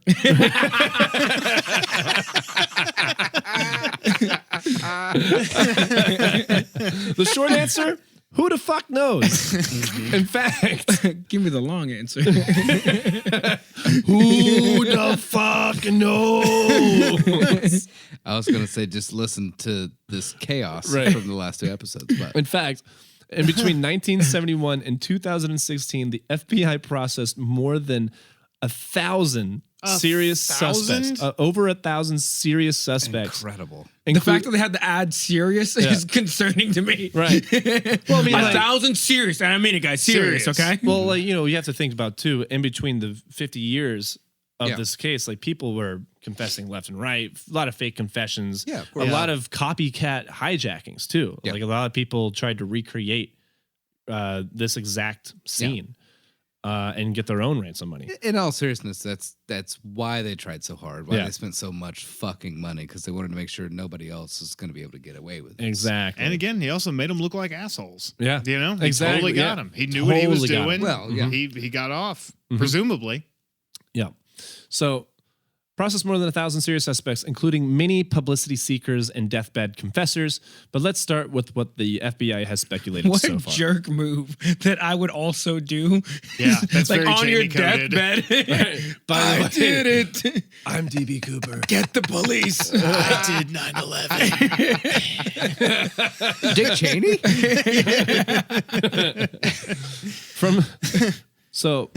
From the flight attendants' descriptions, which were identical, Cooper was a man in his mid-40s, about 5'10", between 170 to 180 pounds, with olive-toned skin, brown eyes, and short combed-back black hair.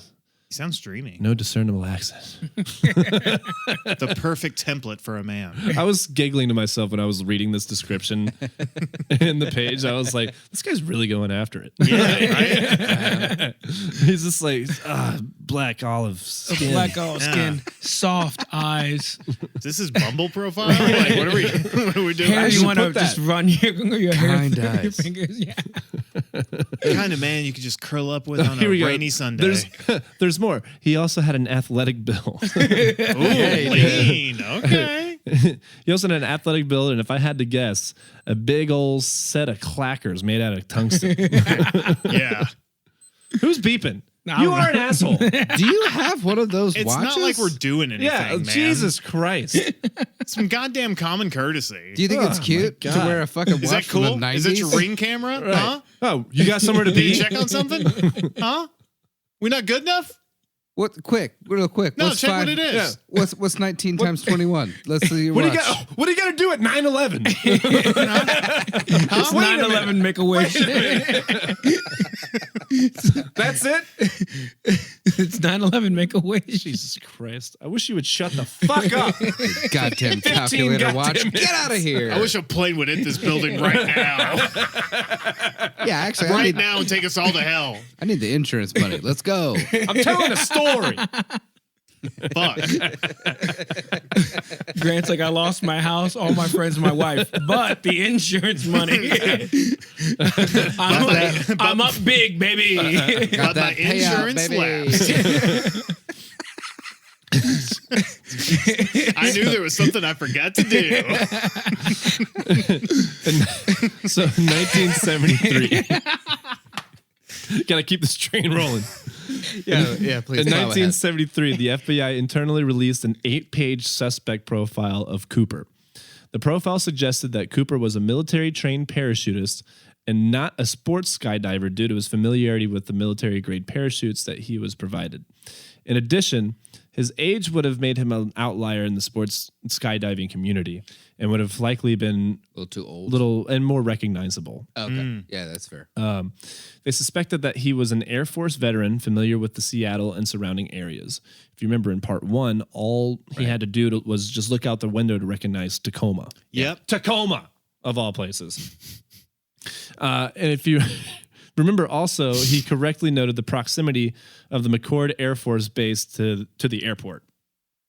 Cooper's mannerisms showed that he was not a common criminal. He was clearly intelligent based on his vocabulary, planning, and use of aviation terminology.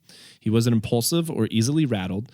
His plan was carefully thought out, and he possessed the ability to quickly and competently adapt to situations in real time. So, like, you know, he never overreacted, Yeah. didn't get mad. like, I didn't get the right bag. I'm going to go blow up this plane now. No, like he handled it He pretty had contingencies in his mind. calm, cool, and collected. So, Right, yeah.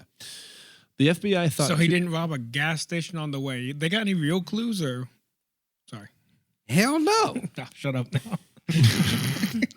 Yeah, sorry, we didn't check the Pringles can that was left in his seat.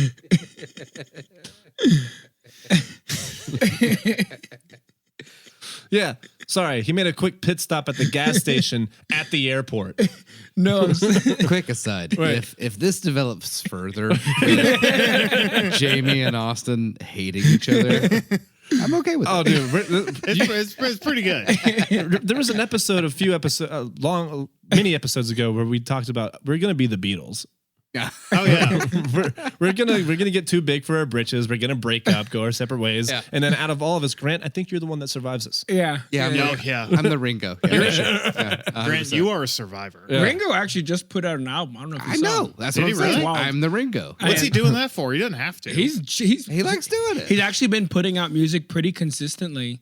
Forever. Yeah. I feel like I'm gonna be And you guys. some not- of it's okay. Yeah. Some of it's pretty listenable. I'm not saying it's great by any means. He's still doing it though. It definitely comes across as just like this is a fun hobby for him, Yeah, and he loves him it. being Ringo's star, it's easy and free money. Mm-hmm. So a lot of it is easy listening. Like if you went Yeah. into like a bookshop, you could hear on the background, and you would never know it's him. Yeah. Yeah. And to be fair, I'm a massive fan. Like I literally had a dream that I met Ringo. Funny enough, last night. Just it was, dreams. Oh my But- god, it's Ringo. Yeah, but in my dream, I was like, "Don't freak out, don't freak out. It's Ringo. You'll be fine." And then I was kind of a dick to him because I didn't want to freak out and gush, But either way, I legitimately love the guy. Most of the music he's put out is fine. You know what I mean? I'd agree. It's fine. I listened to the album and I was Yeah. like, it's very uninspiring. Yeah. But I mean, like, But as a drummer in that era, he did something pretty incredible. Not that complicated, not that difficult, but he shaped a sound. I'll pick musicality over skill any day. Exactly. Yeah.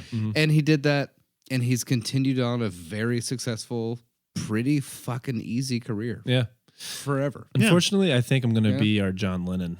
Well, that's funny you say that because I was going to say I don't think Jamie's necessarily like John Lennon, but I could see someone shooting him. Well, that's the thing. It's like I think I would marry the. So who's our the- Paul? You? Are you Paul? I think I'm going to die of cancer like George. Oh, that's sad. I was gonna. Say, I was actually gonna put Jamie and Paul because he is the kind of guy that brought us all together. If you think about it, That's a good point. I'm from Yeah. Liverpool. Right. I feel like I'm That's gonna Paul get McCartney. shot, but like it's But he's gonna such be a dick, though. Paul's so sweet. I mean, but so But is Jamie's a John dick. Lennon. John Lennon was an asshole. Yeah, he Yeah. was. John Lennon's a piece of shit. Yeah, but dude, he's a bad dude. He was a bad dude. I don't want to defend him, but I do want to say he was a very troubled man. I actually He was listened to troubled. I can't say he was a bad dude, but he was troubled. Yeah. I don't know. I listened to the last solo album he did post Beatles, and it is very revealing dark, how dog. troubled he It's is. dark. Like he talks pretty much directly to his mother and his father and how horrific his upbringing was. Mama. Yeah, that song I love so much, but It's it's so good. very troubling to Yeah. to think that hard to hear. he's making a song about basically his father leaving and then wanting his mother to stay. And then I think they were both just very abusive in their own ways. Yeah. Yeah. Well, Massive. I'm gonna be the sidetrack. one. I'm gonna be the one that gets shacked up with a very annoying girlfriend and Yeah. gets shot by one of his fans. So you're John. I'm John, You're for John. sure. I'm gonna get shot by someone who doesn't like me in an unrelated. Like they didn't even know it was like I'm famous. It was like an argument at a gas station over a Snickers bar. Yeah. Yeah. And I'm going to be fucking with a sitar, and then I'm just going to die. Dude, I'm so glad you have that much self-awareness because that is spot on. It'll be like the last Snickers bar, and this guy's gonna be like, "Fuck you! You're my problem. I got places to go. I have people to see. Yeah, you got Snickers and dicks to suck on. That's what you got. You like Snickers because of the vein, because you like sucking dick. Sucking black dick." Big chocolatey nougat of dick. Oh, what's that? A gun? Cute. What are you gonna do? Shoot me? But I'm gonna survive. You know what? I wasn't, but now I'm gonna. I'm definitely gonna survive this shooting, but I'm definitely gonna be like, I don't know what happened. Nah, you're gonna be like Tony Soprano, where you're like, every day's a gift now, and then you're gonna go right back to doing the same shit. that is exactly what's gonna happen. Like turn over a new leaf for a month. Yeah. You get excited about ducks in your pool. Oh yeah. Yeah. Thank you. Yeah, that was good. That's what's gonna happen. Yeah. In the Beatles, you are Tony Soprano.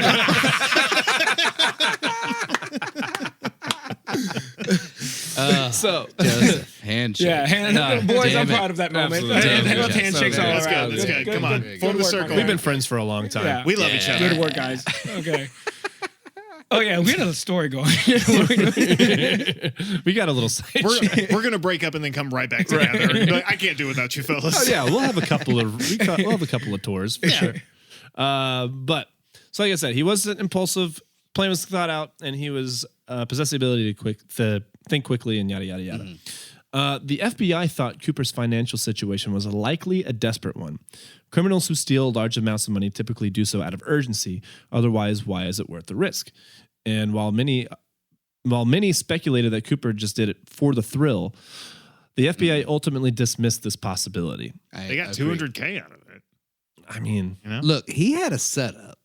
He had was a ready plan. for something. Yeah. yeah. He needed that cash to do something bigger and better somewhere else. Oh, dude, that was his side plot. That wasn't even his main thing. Yeah. This is the side quest. Damn. So they ultimately dismissed the possibility. They also assumed that he was not an alcoholic. He only had one drink during the flight, and according to the Bureau, if he was an alcoholic, he would have been unable to refuse another drink during the stressful hijacking. It's good profiling. Yeah. Rude, but true. Sorry, that was FBI agent Austin on the case. Yeah. Ooh, got a promotion. You're telling me he had one drink at an airport? Yeah, Must be a teetotaler. again, rude but true. They also calculated that Cooper likely smoked a pack of cigarettes a day due to the 8 cigarette butts he left in the ashtray. He was 1970s. But think about it this Right? way. He was in the plane for only a total of 3.5 hours. 8 cigarettes, 3.5 hours. That's nothing. I mean, from the time between that and recovering alcoholic. Nah, 8 cigarettes, 3.5 hours in the 70s while you're robbing a fucking plane? That's nothing, bro. do you think you're smoking? I mean, I in think he 3 was, hours? If anything, How this was guy was a smoking casual smoker. To Yeah. smoke that few cigarettes in listen, in 3.5 hours back in the day, I could put down like fucking 2 packs if I had to. Yeah, I'm Depending saying on how much I had. if I was stressed out, because I've done it before. If you're stressed out, or I had Running a friend. pretty fucking epic heist. Yeah. Yeah, if you That's put- true. I mean, I had a friend once. He was on some hallucinogenics and maybe some other drugs. If your heart's pumping, it's really easy to smack dude. down a pack of heaters. I was Yep. gonna say. I mean, we probably did more than that at Brew House after work at Merchants some days. Yeah, or watching football. Yeah. yeah. Yeah, Well, keep going. anyways. Agents also theorized that Cooper's alias may have been based on an adventure hero, Dan Cooper. You know what? I don't think that was his real name. Call me crazy. But so this is kind of cool. So they thought that his alias was based off of an action adventure hero, Dan Cooper, who was a Royal Canadian Air Officer test pilot and main character of a popular Belgian comic book series that circulated through Canada, obviously, like Okay. French parts of Canada. And you may be familiar with some other Belgian comics, i.e., The Adventures of Tintin and The Smurfs. Those are Belgian? Yeah. This comic book was written in French and never translated to English, which made the FBI believe that perhaps Cooper came across them on a European tour of duty and may also have spoken fluent French. Or maybe he was from Canada. This is the worst thing. This is the worst thing. Like, so they have this comic. So this is the best part. Goddamn French Canadians. So they have this comic book. On the cover is a man parachuting from a 727. The title says The Adventures of Dan Cooper. And they're like, dude, he probably got that while he was in the military.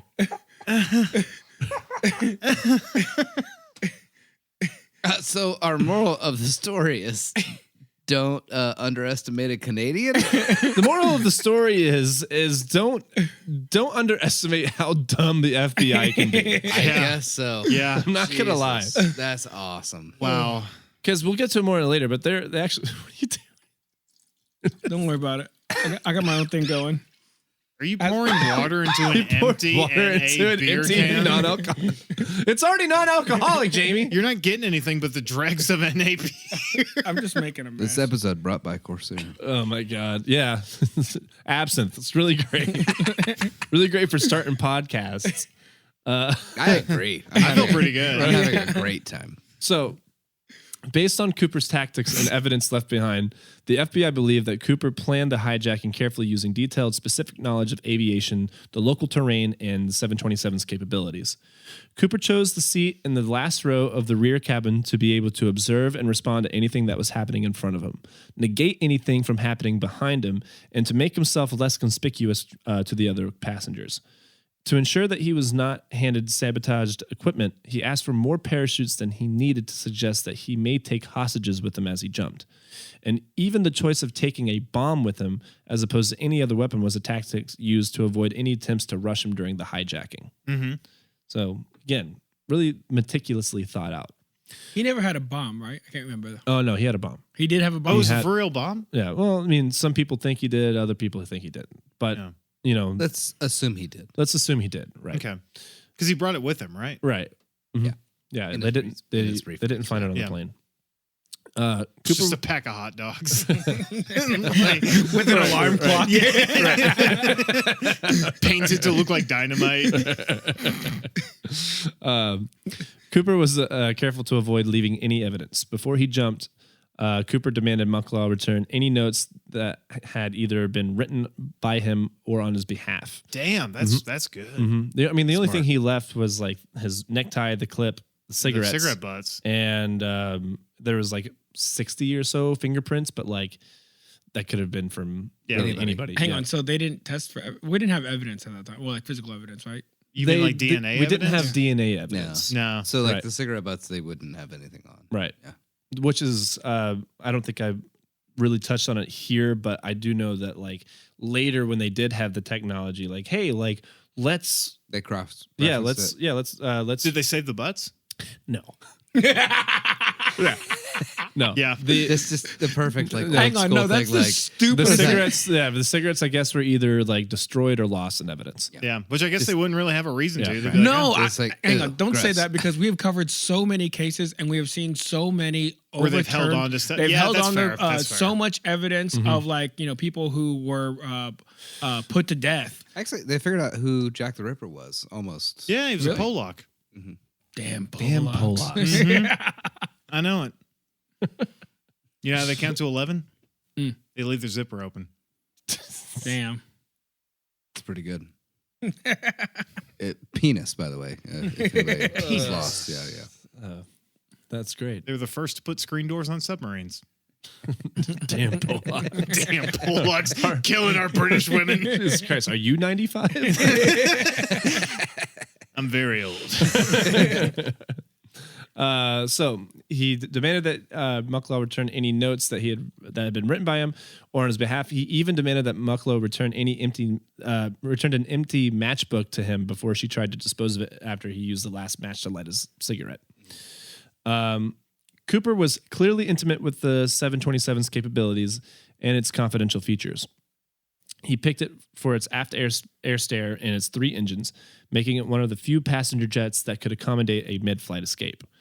Mucklow also noted that Cooper was well-versed in the airplane's refueling times and procedures, but it didn't stop there. Cooper's request for a 15-degree flap setting wasn't just picky. It showed a level of aviation know-how that even some pilots might be jealous of. Unlike most commercial airliners, the 727 could fly low and slow without stalling, which meant Cooper could control the airspeed and altitude without ever having to step foot in the cockpit, where he might have to face the 3 pilots and likely be overpowered. The most significant knowledge that Cooper displayed was that he knew that he could operate the air stair during the flight, and that the single activation switch in the rear of the cabin could not be overridden from the cockpit. This meant that he clearly had meant to use this during the escape. By the way, can anybody tell me what significant war was happening during this time? 1970? Yep. Vietnam. Yep. And during the war, 727s were actually used by the CIA to covertly drop agents and supplies into enemy territory. Yep. And because regular passenger flights would likely never necessitate such an operation, civilian crews were never informed about the plane's ability to lower the air stair during the flight, let alone that it could be not overridden from the cockpit. This only confirmed that Cooper must have had some kind of military experience or maybe even worked for like an airline or something, but to what degree, we still don't know. Damn, he was a spook. Mm-hmm. But now, most likely, he was in the Air Force at the beginning of Vietnam, got pissed off by all that bullshit, maybe came back, worked for the airline for a little bit, and then worked up a plan. Yeah, could have been a contractor, Could have been. But stole $200K, went to Vietnam, bought a whole bunch of dope, sold it in the United States, retired, moved out to, Bahamas. So like what kind of experience, we don't know, but he did know how to put on a parachute. According to Mucklow, he had put it on as if he did it every day. Yeah. Nice. So with all this in mind, I would like to take a closer look into some of the case's most notorious suspects. But the first, which, like I said, there's 1,000. So for the sake of time, you're going to get 4. Okay. God damn it. I was going to do 5, but I was like, no. Yeah. No fucking Honestly, way. this is going on longer than I thought it would. Yeah. And I'm loving this. Keep going, please. I'm still in. Yeah. I'm not going to be I'm the in. time cruncher guy. We're almost done. It's all good. Tight. Starting I'm in it. with Kenneth Christensen. Kenneth, also known as Kenny Christensen, enlisted in the Army. Kenny. He enlisted in the Army in 1944 and was a trained paratrooper. World War II had just ended by the time he was deployed. But he did make occasional training jumps while stationed in Japan. After leaving the Army, he joined Northwest Orient in 1954 as a laborer and then later became a flight attendant and then a purser, who's the person that handles the money during the flight. Because everybody had cash back then, right? Flash way the fuck forward to 1944. Wayne's World. Diddly-doo, diddly-doo, diddly-doo. Kenny's lying on his deathbed with his brother Lyle Christensen sitting next to him. He asks his brother to lean in close and whispers, "There's something you should know about me." But that's all he could get out. He dies right before his confession. Damn. Flash way the fuck forward again, diddly-doo, in 2003. Lyle, while watching a television documentary about the Cooper hijacking, starts to notice some strong similarities between Cooper and his late brother. Kenny smoked like Cooper did, drank like Cooper did. Cooper's drink on the plane was bourbon. Kenny's apparent drink of choice was bourbon. And just so happened to He be... just had one? just had one. Kenny was notorious for just having one bourbon. And 8 cigarettes. Honestly, I will say that's odd enough to note. You know what I mean? Mm-hmm. Like you're at a family function, he just has one bourbon. He's just nursing that one bourbon the whole time. Kind of fucking weird. Yeah. How is he handling this? Is he okay? And just so happened to be the same age as Cooper's described age during the time of the hijacking and worked for the exact airline. He also remembers a collection of his brother's possessions that were stored in a black attaché case, if you remember, and becomes convinced that his brother Kenny is the alleged skyjacker. After repeated failed attempts to convince the FBI, as well as movie director Nora Ephron, whom he hoped that would film a documentary about his brother, he turns to private investigator Skip Porteous, which, what a PI name. Seriously, Skip Porteous? Skip Porteous. Porteous, along with co-author Robert Blevins, write a book called Into the Blast, the true story of D.B. Cooper. Into the Blast? Oh, there's a couple of documentaries that are... Okay. Yeah. The story was then picked up by who else but the History Channel in a series called Brad Meltzer's Decoded. So we know it's real. Yeah, exactly. And here's where it gets really interesting. Letters found in the black attaché case that were written to his family described at the time that Kinney was working for... Letters found in the black attaché case that were written to his family described that at the time Kinney was working for Northwest, he was never able to make a decent living due to constant labor disputes at the airline. There were 8 labor strikes in between 1954 and 1971, which severely cut into his spending power and made Kinney resort to taking odd jobs like working in a hotel or literally digging ditches just to make ends meet, which understandably pissed Kinney off. But to what extent? We don't know for sure, but according to Lyle and this documentary, Kinney seemed to have one kind of life before the hijacking and a completely different one afterwards. Post-hijacking, Kinney had a series of unexplained spendings. All of a sudden, Kinney, who was only making around $512 a month at Northwest, had enough money to lend his best friend's sister $5,000 to purchase a house, and then just a few months later spent $16,000 on a house for himself. Okay. And then... Well, there we go. That's the guy. Right. That seems pretty reasonable. In the episode, a bank statement was revealed that showed at one point Kinney had $186,000 in his bank account that nobody in his family knew where it came from. That's close That to the feels number. pretty good. Coincidence? I think not. But you have 3 more. I know. So where's the but? Despite the publicity of Kinney Christensen's story, the FBI maintained... How did he not burn through it? What a controlled man. Right. From the 1 bourbon drink to the 8 cigarettes to letting $186,000 sit? I mean- sit. Right. Jamie, I think you're projecting a little bit here. No, So- he's right. If I had 180K in my bank account, I wouldn't be here right now. I'd be spending it. I'm I'd be buying dumb shit. Yeah, I'm not saying like Look, if I stole Right. 200K, I'm not saying that I need 5 jet skis, but I got them. But No, I no. have the power to buy them. dog, if I stole 200K, I'm not spending it. Like I'm trickling it out. You're right. Yeah. You're right. but he That's why you're gonna died survive. with But see, 186K. Grant, you're smart. That's Right. the thing. Well, so is DB. No, I'm saying Sure. he died. You said he died, right? And he died with 186,000 in the bank. No. So he had $106,000 in the 70s. He died in At 2000. some point, his family found out he had over 100K in his bank account. Right. But they're not saying he died with that amount. Oh, Right. Yeah, okay. yeah. Okay. So, despite the publicity in Kinney Christensen's story, the FBI maintained that Kinney could not be considered a prime suspect due to the purely circumstantial evidence that both the book and the documentary provided. They also cite Kinney's poor match to the eyewitness physical descriptions and the absence of direct incriminating evidence. However, He it was should 6'5", blonde. be right. However, actually, no, he wasn't. He looked a little bit more squatty. He still had like the same kind of balding pattern, whatever. Okay. But Okay. however, it should be mentioned that stewardess Florence Schaffner, remember her, Oh yeah, told author Jeffrey Gray, who wrote a she was the fun one. Yeah. The one who stayed, right? Mucklaw was the one who stayed. Oh, sorry. Schaffner was like, I'm getting the fuck out of here. Yeah. So she told this author, Jeffrey Gray, who wrote a separate book called Skyjack, The Hunt for D.B. Cooper, that out of all the pictures she was shown of possible suspects, Kinney Christensen fits her memories the most.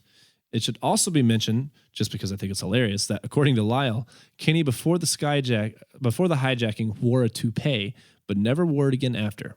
Surely just a coincidence. Man, the FBI's just pissed Really? they didn't find this Yeah, guy. that's what I'm thinking. Yeah, You- they're just once like, you- wasn't my idea. So Once you kind of go through a lot of these, you start to see some meddling of the FBI. Yeah. You're like, are you guys? Mhm. Yeah. you guys land. Also, I want Lyle to tell me the truth. Like, did your brother just buy a whole bunch of blow and get hookers? Or is he being nice about it? Like, I'm just saying, he was a different man. In the documentary that I watched, he was like, he was basically like, I didn't want to know anything bad about him. So maybe. Sounds like he was paying him off. Like, Right. how are you affording all that? Here's $1,000. I didn't see nothing. Legitimately hilarious. I didn't want to know anything bad about him. Right. Well, I guess what he was trying to say was that he would that he wanted to sort of maintain No, I get that. a memory But of. also, Yeah. Well, so this next suspect. Hang on, real quick. The brother Lyle, he didn't want to talk about Kenny, right? Until Kenny died. So this, right. So I mean, but like from what it seemed like on the documentary, it seemed like Kenny was about to say something, and then he died. But Lyle didn't know anything up until he was about, there's something that you should know about me. Oh, and then he started piecing it all together. Yeah. Okay. So I was wondering if So he starts piecing it together in 2003 when he's watching this documentary, like years after his brother's dead already. Okay, that makes sense. So I was thinking that like he knew and then he waited till his brother died. It sounds like Lyle wasn't the kind of guy who asked a lot of questions. It's the vibe I'm getting. and also, if you see, It was the look you gave me as you said it. It's like, it doesn't seem like If you see him in the documentary, you're correct. and also, like, if Kenny is DB, He lives in Minnesota. he ain't gonna say shit. Yeah. You know what I mean? I just didn't want to ask any questions. I just thought it was impolite. Yeah, I just wanted to sit back and snack on my salted fish.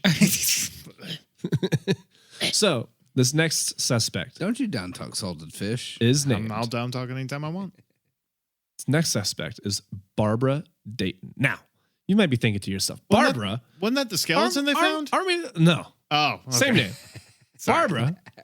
Are we looking for someone who's... Maybe she did it. like the FBI just like, it was Barbara. Are we looking for The somebody who's... 14-year-old who went missing? Yes. Are we looking for somebody who's more of the penile variety? Right. Yes, but let Barb cook. Barbara Dayton. The penile variety. Barbara Dayton, born Robert Dayton in 1926, led a life marked by both groundbreaking achievements and remarkable challenges. A recreational pilot and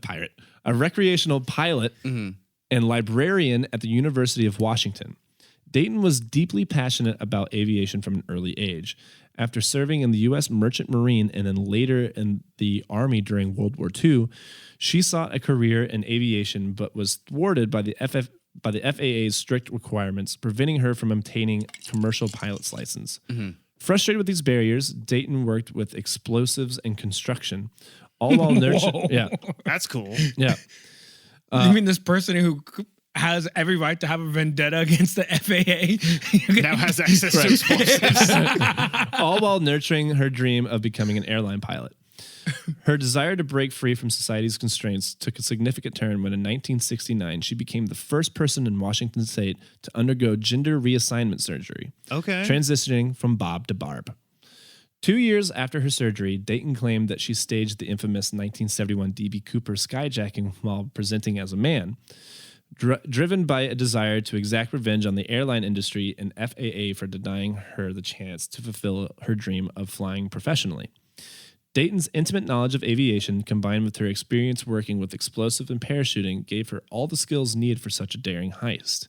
She even stated that the ransom money was hidden in a cistern near Woodburn, Oregon, just south of Portland.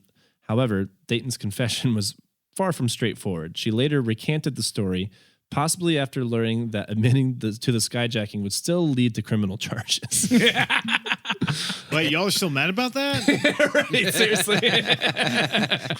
That time we got one over on the FBI. Oh, shit. Furthermore, her physical appearance didn't entirely match the descriptions of D.B. Cooper, obviously when she was presenting as a man, leading some to question the validity of her claims. Despite this, the theory that Barbara Dayton could have been D.B. Cooper remains one of the more curious and unique ideas surrounding the infamous case, blending a personal quest for freedom with an audacious criminal act. Though the evidence remains largely circumstantial, Dayton's life offers a fascinating lens into the mystery of Cooper's identity. Through which to view, I can't read. I like that one the most. That one's Yeah. got the most like rich story. That's the most fun. So this one comes She from sounds cool also. Yeah, she also sounds badass. Yes. So that's the thing. So this story comes from another documentary called My Friend D.B. Cooper. Okay. So essentially, this story comes from these guys. I think like Ron and Pat is their names, who were just lifelong friends of Barbara. Yeah. Like they would fly planes together recreationally. Like they were just, I forget, they're like in some sort of like country part of Oregon or like somewhere out in the Pacific West. Single engine type Yeah. planes. Yeah. And after they get to know her a little bit better, Barbara kind of gives more information about her past. And that's when they find out that she was Robert Dayton at one point, and apparently always felt as though like he was in the wrong body. Like even I think she said from like 4 years old, she could tell that like I just didn't feel Pretty like a man. So trans story. So she in turn just was like, I'm going to be the meanest son of a bitch that I can. Mm-hmm. And that's when she joined the Mercantile Marines, and like she would see Navy guys apparently like would spit on their shoes and stuff, like always starting fights. Yeah. And then afterwards, I guess that's when she just kind of found herself. And then the main point of her doing this whole heist was, I think it was like the FAA thing, but then also she had to like give up her home due to back taxes or something like that. Ew. So she was just like, you know what? Fuck this. But also Yeah. cause. Right. Yeah. Exactly. And motive, yeah. And so, yeah, then she gets on the plane, grabs the money, and then just lives this little life of solitude. Nice. Go off, Queen. Yeah. Yeah. Like I said, I think it's, Yeah, big props. I think it was called My Friend DB Cooper or something Yeah. like that. Moving on, this guy is a little bit more like he probably did it. Okay. Okay. Just in my opinion. See, there you go. They got me. I'm down the Cooper vortex is what they called it. Gonna be on YouTube, Right. just rambling on here in a Yeah. few. This guy's name is Richard McCoy Jr. Richard McCoy was an Army veteran that served 2 years in Vietnam, first as a demolitions expert and then later with the Green Berets as a helicopter. Oh, I just remembered this story is equally as badass. First as a demolitions expert and then later with the Green Berets as a helicopter pilot. Damn. After his service, Dangerous as hell, by the Yeah. way. Doesn't sound like a fun time. After his service, he became a warrant officer in the Utah National Guard and an avid recreational skydiver with aspirations of becoming a Utah State Trooper. In 1972, Yeah. McCoy staged his own skyjacking that was very similar to that of DB Cooper. So like he gets into like, police, but then I forget exactly what happens, but I had to jump to this part. Yeah. Sure. 1972, he staged his own skyjacking that was very similar to that of DB Cooper. He boarded a United Airlines flight 855, another 727 with a back staircase, with a handgun and a live grenade. Actually, sorry. The grenade turned out to be just a paperweight that was shaped like a hand grenade. Damn it. I was hoping love- for a fucking apple. But And the handgun wasn't loaded. Whittling an apple. And the handgun wasn't loaded. He demanded 4 parachutes and $500,000. Inflation.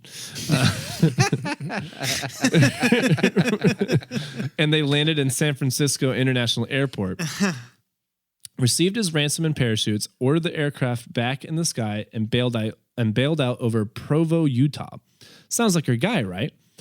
Well, as similar as these two cases are, McCoy made a simple mistake that a more meticulous Cooper certainly did not make in his jump. McCoy had left behind 6 drinks instead of 1. and 12 cigarettes. All right. Open the plate up. Open the goddamn plate. McCoy made a simple mistake that a more meticulous Cooper would not. McCoy had left behind him his hijacking instructions, as well as a magazine that he had been reading, along with a multitude of fingerprints. and all of the money. Could you imagine? Right. He was arrested on April 9th with the ransom in his possession. And received 45 years in jail after trial. But did that stop Dick Jr.? Hell no. Just 2 years into his sentence, he and several accomplices stole a garbage truck and crashed it through the main gate of Lewisburg Let's Federal go. Penitentiary. Yeah, let's Nice. fucking go, fucking bro. Hell yeah. baby. He was tracked down 3 months later in Virginia Beach and was killed in a shootout with FBI agents. Nice. Now that's a fucking way to live life, right? Right. there. Seriously. Way to Just- fucking I'm gonna go. snap Damn, Dick that. McCoy. I'm gonna snap Yeah. that. Living life to the fullest. You rob a fucking plane. You get the ransom. You got $500K. Break you out got of but you prison? break out of imagine the camaraderie Yeah, of right. getting a group Yeah. of men together. Baby, you got your boys. We're You getting got the your fuck boys. out of here. Oh, I'm not gonna be here long. Like the second he's admitted, I'm not gonna be here long. Just wait. Now you can either be on my team or you can stay here. What do you want? Yeah. Years later, in 1991, parole officer Bernie Rhodes, a former FBI agent, and former FBI agent Russell Calamay, asserted that they had identified McCoy as Cooper in a book they wrote titled "D.B. Cooper: The Real McCoy."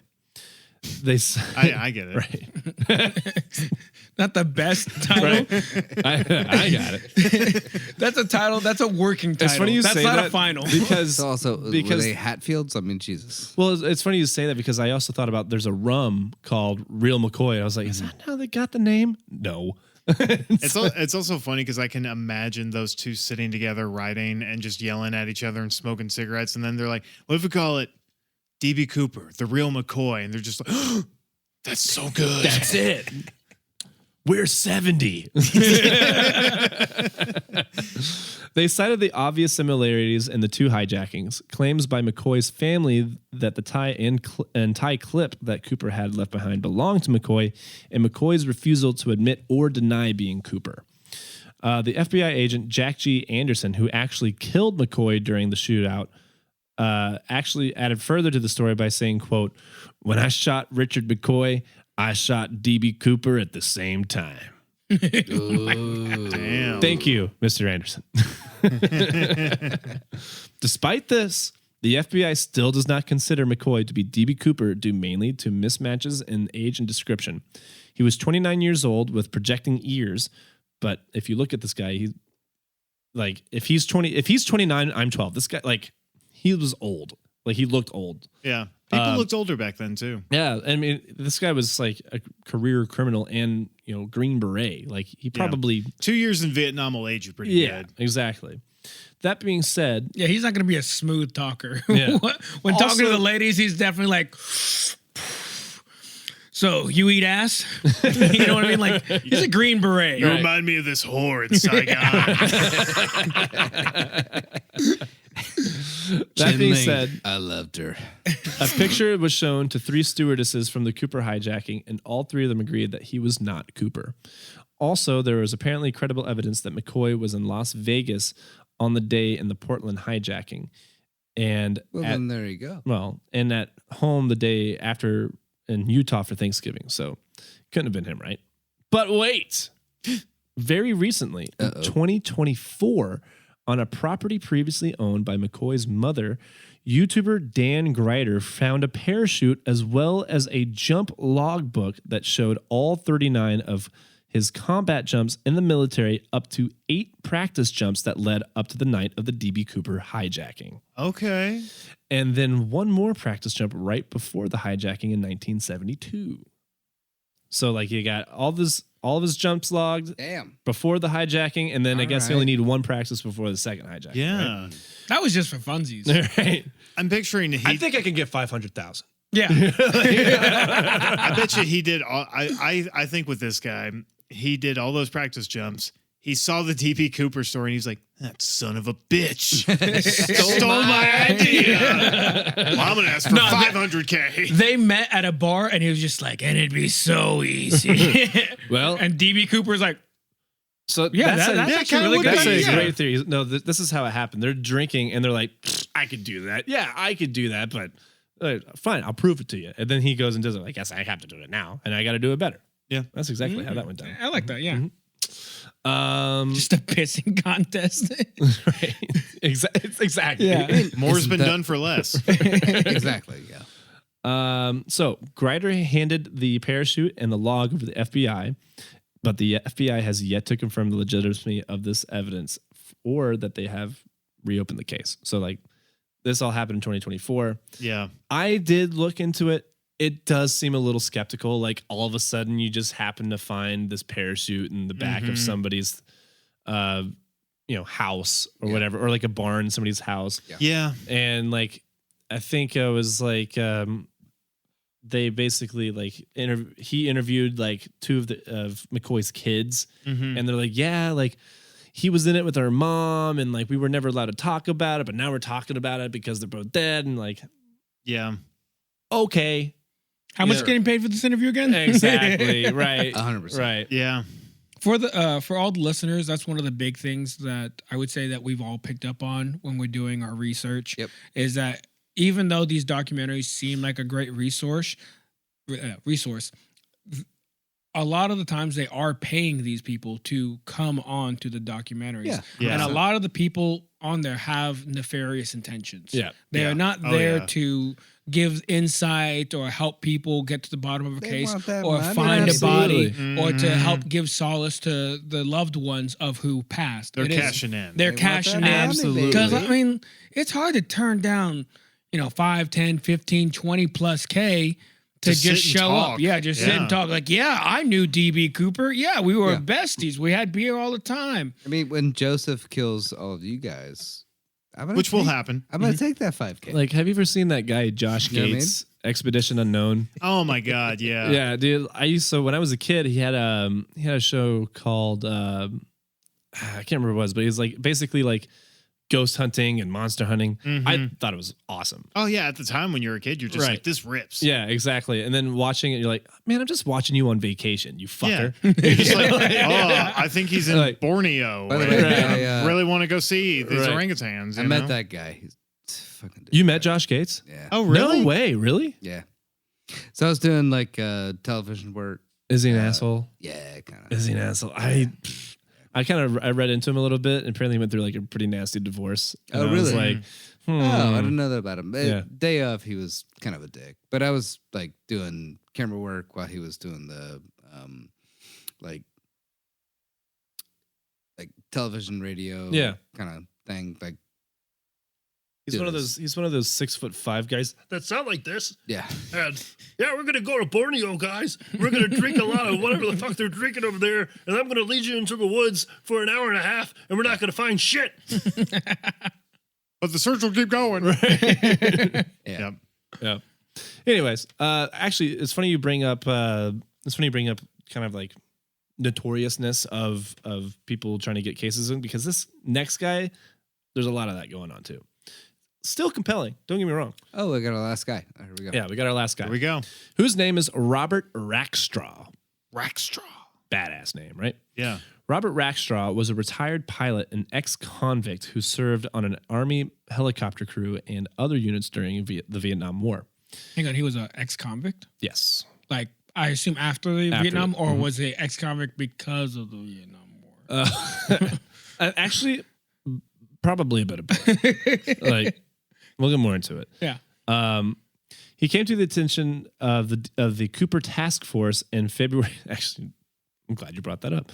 He came to the attention of the Cooper Task Force in February 1978 after he was arrested in Iran and deported to the U.S. to face explosive possession and check kiting charges. For those of you who don't know, check kiting is when you use the time it takes for checks to clear between bank accounts to cover insufficient funds.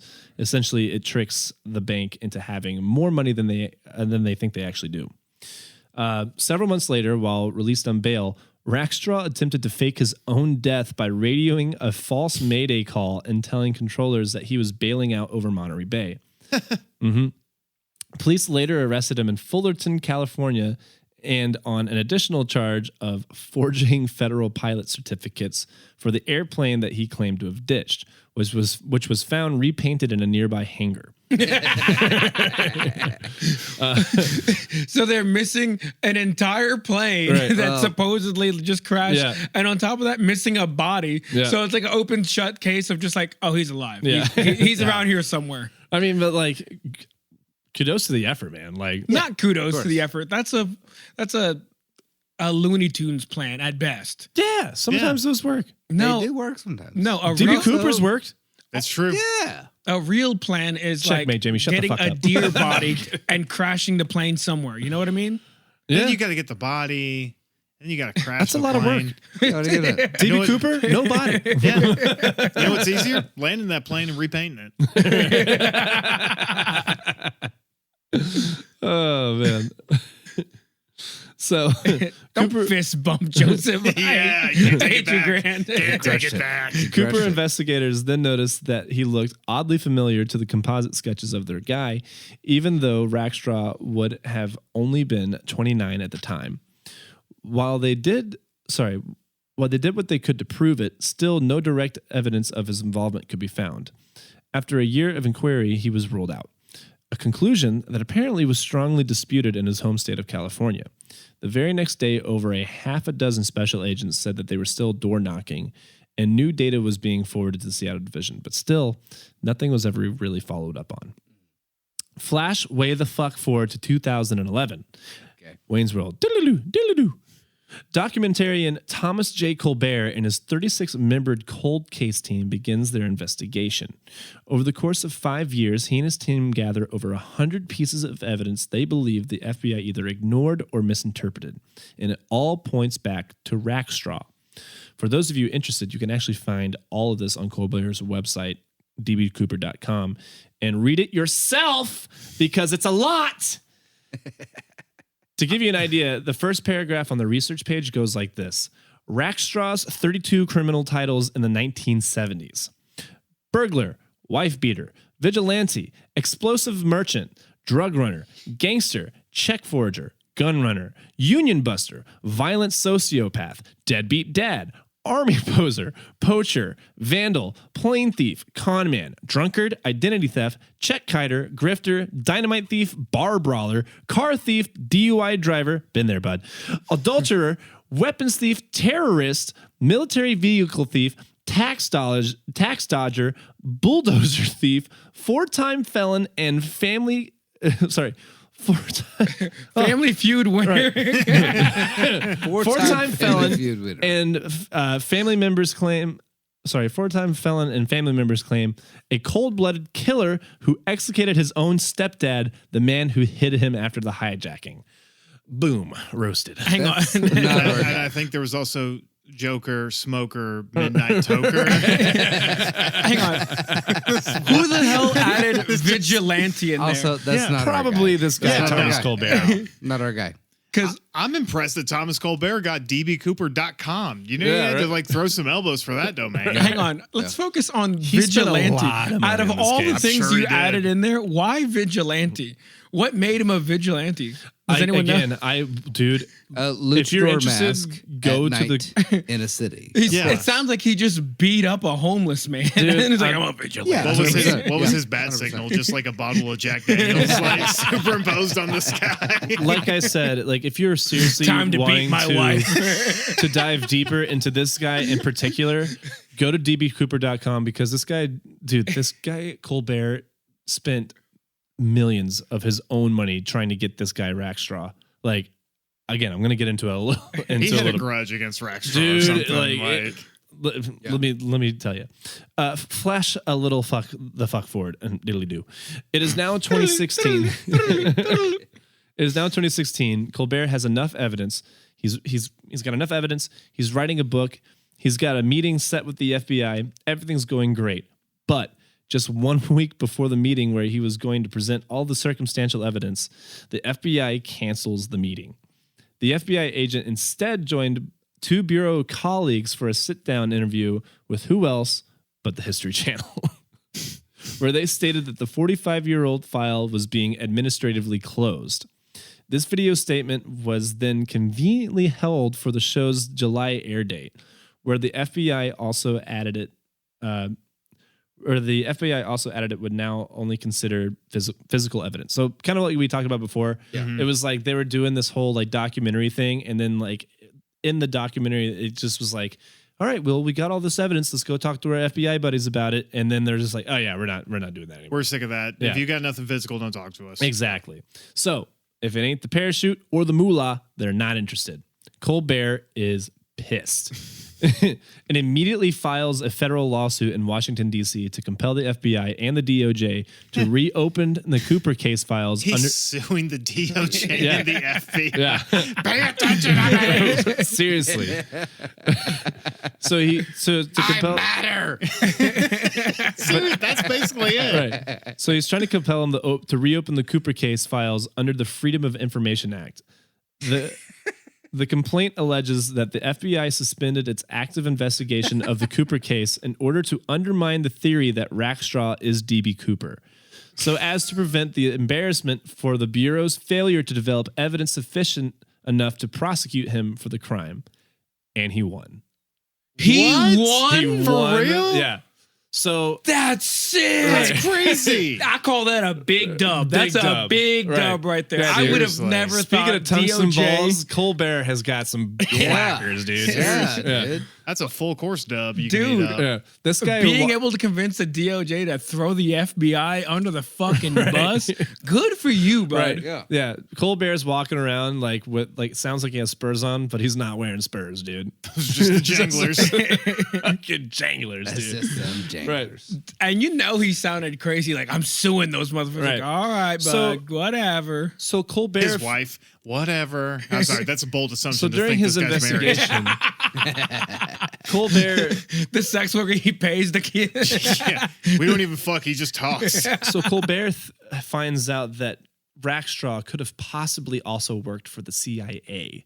Oh, So- okay. Here we So go. He's thinking, so this is his theory. He's thinking that he was involved with the CIA, and then once they started knocking, that's when they're like, hey, no more. Mm. I love the idea of the CIA and FBI pranking each other with these. Right. So I bet we can screw him over. so here's the thing though. After he wins his trial, Colbert goes full on Bigfoot mode.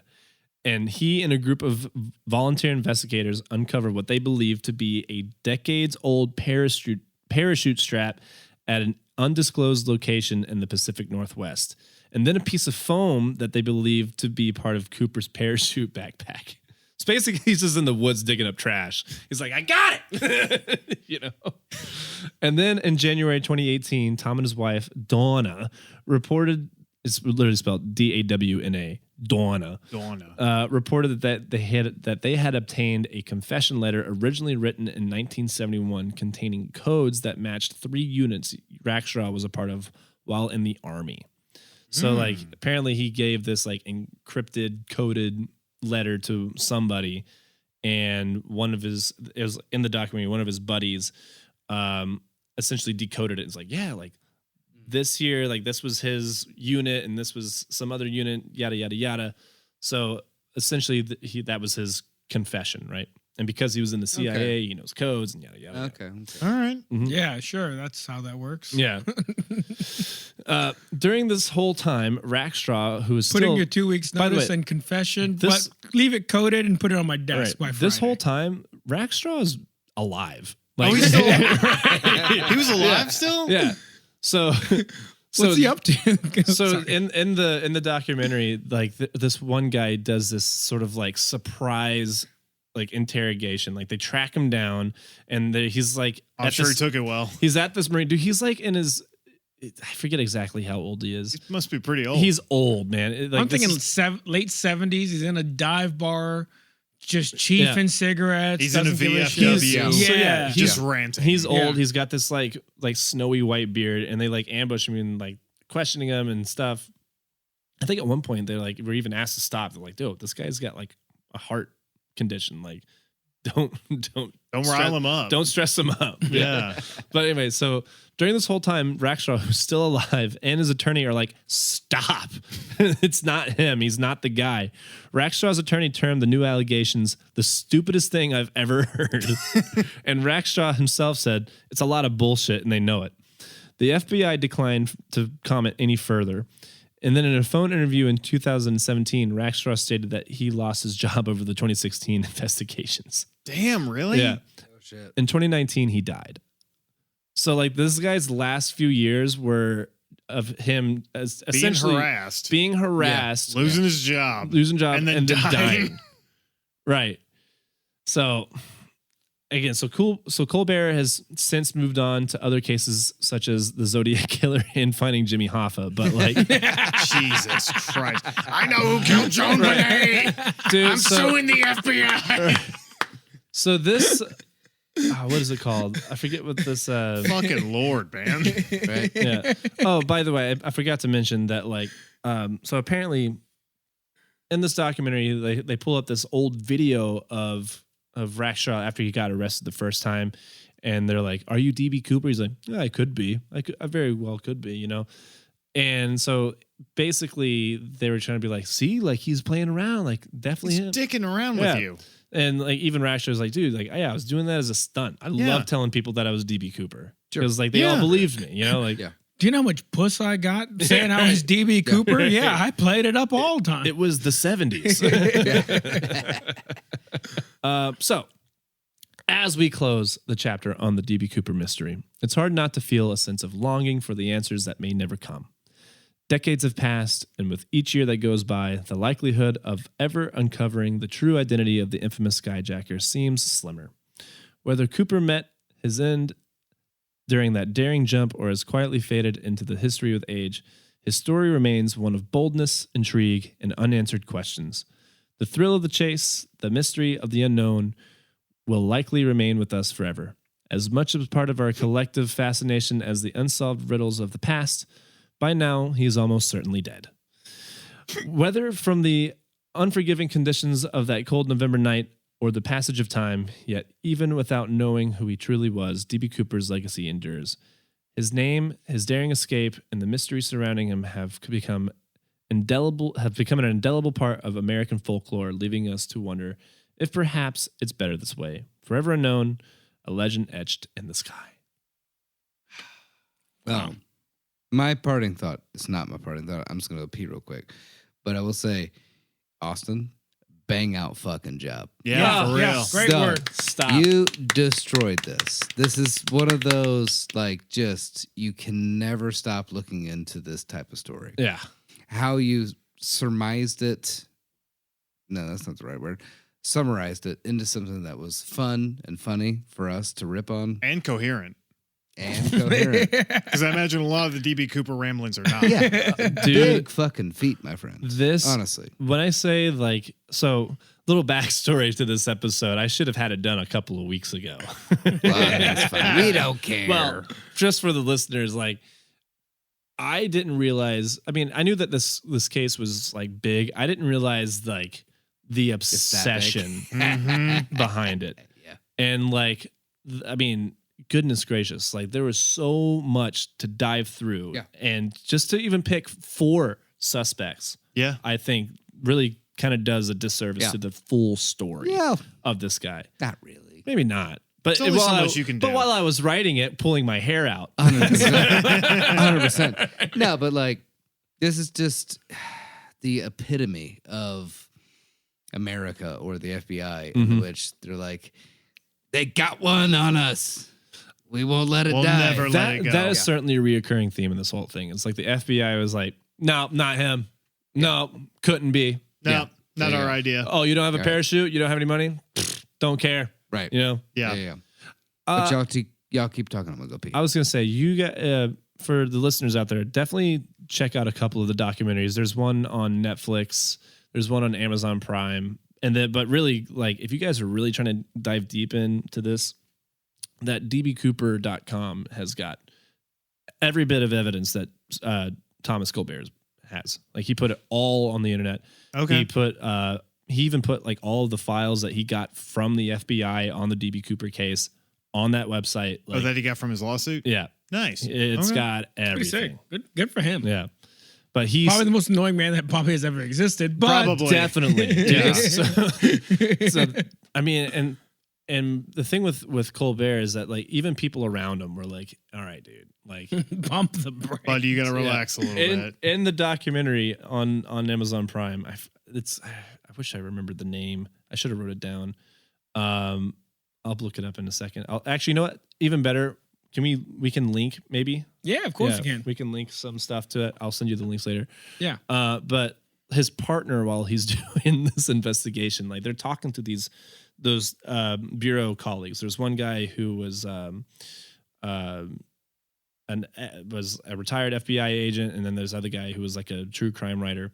They're like listening to this guy's evidence, and then they go to the FBI, and then they kind of do their own little research, and then they give a picture of Rackstraw to one of the original stewardesses again. This is somebody who's like, I'm not doing this anymore. They actually got her to come out of like avoiding the DB Cooper case, because I'm sure she was just annoyed with it at one point. Probably like, countless fucking yeah. interview requests. And they gave him the picture, and she was like, I don't think that's him. Granted, this is almost 50 years later. Almost. Close. I'm so close. But That was incredible. I'm a new man. So like, but then they come back to Colbert and his partner, and he's like, yeah, due to her not really, saying that this is the guy, like, I can't say that definitively that Rackstraw is DB Cooper. Sure. And then his partner was like, yeah, I guess that flipped the needle for me. I don't think it was him either. And then like you see the snap, Colbert to his partner, like, what the fuck, man? Hey, What the fuck? I worked so hard on this. Nice. And then that was back in 2016. He spent another 3 years pounding this guy, and he only stopped until the guy died. And Well, now it's over. My favorite part was like, he was like, yeah, I'm gonna hang up the cleats on this one, but I'm definitely gonna dive into the Zodiac Killer and Jimmy It definitely Hoffa. gives off the vibe that he went to the guy's funeral to like yell at him. Damn you! You were the bane of my existence, but you were the only thing that I was living for. Yeah, Colbert offered Rackstraw like $10,000 just to confess. Like, there's like a little like after that like surprise like interrogation at the marina, Colbert actually went with like the spy glasses or whatever, and it's like sits and like finds him, sits next to Rackstraw. They're having this conversation, pulls out a piece of like poster that covers like the entire table that they're sitting at, all with like these red lines drawn to Rackstraw. So a conspiracy map. Literally, yeah. With Literally. the red thread and the pins This and whole everything. time that he's talking to Rackstraw, like he's got people in the parking lot that are like armed just in case. Like he took this thing like way too seriously. And a lot of people think that he fell into the trap of, I've got this guy. He's the guy. I know he's the guy, and couldn't, just even think to himself that maybe not, Couldn't see the trees for the forest. Yeah, exactly. So anyway, that's my story. And Well, I loved it. I'm Yeah, exhausted. that was now. great. That was great. Thank you. That was a wild I'm gonna ride. sleep so good tonight. I will say this. What's it called? Why are you just pouring What is it liquids called, from Jamie? cup to cup? What is it called? We're gonna do a segment called "What's It Called" with Jamie Luna. Thank you for tuning in. Follow us on all of our socials at @Trashville_USA. If you like us, please help support us by joining our Patreon or buying any of our merch. Our merch is available through the links in our bio. If you'd like to have any more comments or you want to talk to us more, email us at don'temailtrashville@gmail.com. Do you think that, what was his name, Rackstraw? Rackstraw. If you think Rackstraw did it and you No, want to, he didn't do it. if you want to go to his grave and annoy the shit out of him and his family to this day, we'll support you. If you No, we support won't. us first. If you want to support us for free, I tell you what, yeah, just you give- like and comment. You give us subscribe. $10,000, I will do whatever you want to Tell you what, Rackstraw's if grave. you go on and you give us 10K, we'll go right to Rackstraw's grave and we'll live stream from there. That's a great You give idea. us $10,000, the four of us will admit to committing this monstrosity. We'll tell the FBI we did it. Yeah. We're DB Cooper. Monstrosity. No, this was badass. Oh, you're right. Nobody was hurting us. Nobody was found in this. No, Yeah. It's the only unsolved hijacking case. Did they who ever? got Did hurt? they ever Not- do anything with the barb, the body that they found? She also died of like a pulmonary thing. No.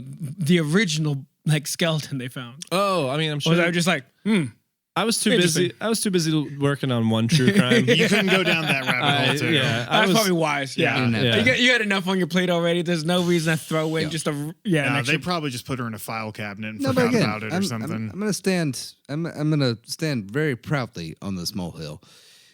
He got away with it. Fucking get over it. I think he died. He probably did. I don't think he made the jump. I like to imagine Oh, he really? made I it. think he jumped out of the wow. plane. I You think think he he went died on- kersplat, and then I Really? think Mount St. Helens erupted, and I think it buried everything. buried him. It could have. Yeah. Honestly, could have. But either way, let the guy fucking. I thought you meant like Enjoy he his died. It's like, victory. yeah, he's probably dead. It's Yeah. If it was 2025. Well, short-lived. that's the other thing too. Yeah, I mean it's 2025. The guy is, if he was 40, I did the math earlier. If he was 40 at the time, he would be 95 right now. Yeah. I like to think he would died somewhere down in Boca, just I'm thinking so, living off too. his money, sipping drinks, chilling. Soldier.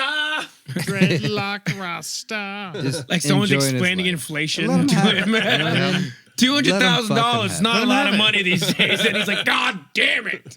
There's few people that get away with that kind of stuff. He didn't hurt anybody. The only people that came out was a fucking massive airline and an insurance company. Fuck them. Exactly. Yeah. Fuck them. So, Well, cool. win-win. Well, thanks for joining us on Would you this say part that 2. he's the original Luigi Mangione? Ooh. Oh, As That's far as fun. like, as far That's as like, fun. Well, Luigi didn't really rob. he robbed money. somebody of his life. It's allegedly. Allegedly. Allegedly. Good point. Thank you, Joseph. Allegedly. There appears to be a lot of setup to make it look like Luigi is the I guy. personally like have a lot of problems with like how hard they want to press him because at first they were like, we have no physical evidence, we have nothing, and then as soon as they catch him, like, yeah, we have physical evidence on the scene. It's like, hang on, what were you changed the tune immediately? What the hell happened here? Money, baby. Anyway, thank you for joining us. Thanks. Have a wonderful night. This has Have a been wonderful day. Joseph. I'm Austin. I'm exhausted. I'm Jamie. I'm having a great day. Thanks for joining us. Okay, bye. Okay, bye. Grant, say goodbye. I'm Grant. I don't have a rhyme for that. So. Okay, bye. Like what you hear? Subscribe. Follow us on Instagram at Trashville_USA. And if there's a true crime story you want the gang to cover, email us at don'temailtrashville@gmail.com. Murder Schmurder is produced by Jamie. Our tracking engineer is Grant. And our mix and mastering engineer is Julie. Incidental music and our theme song is provided by Jules. This has been another production of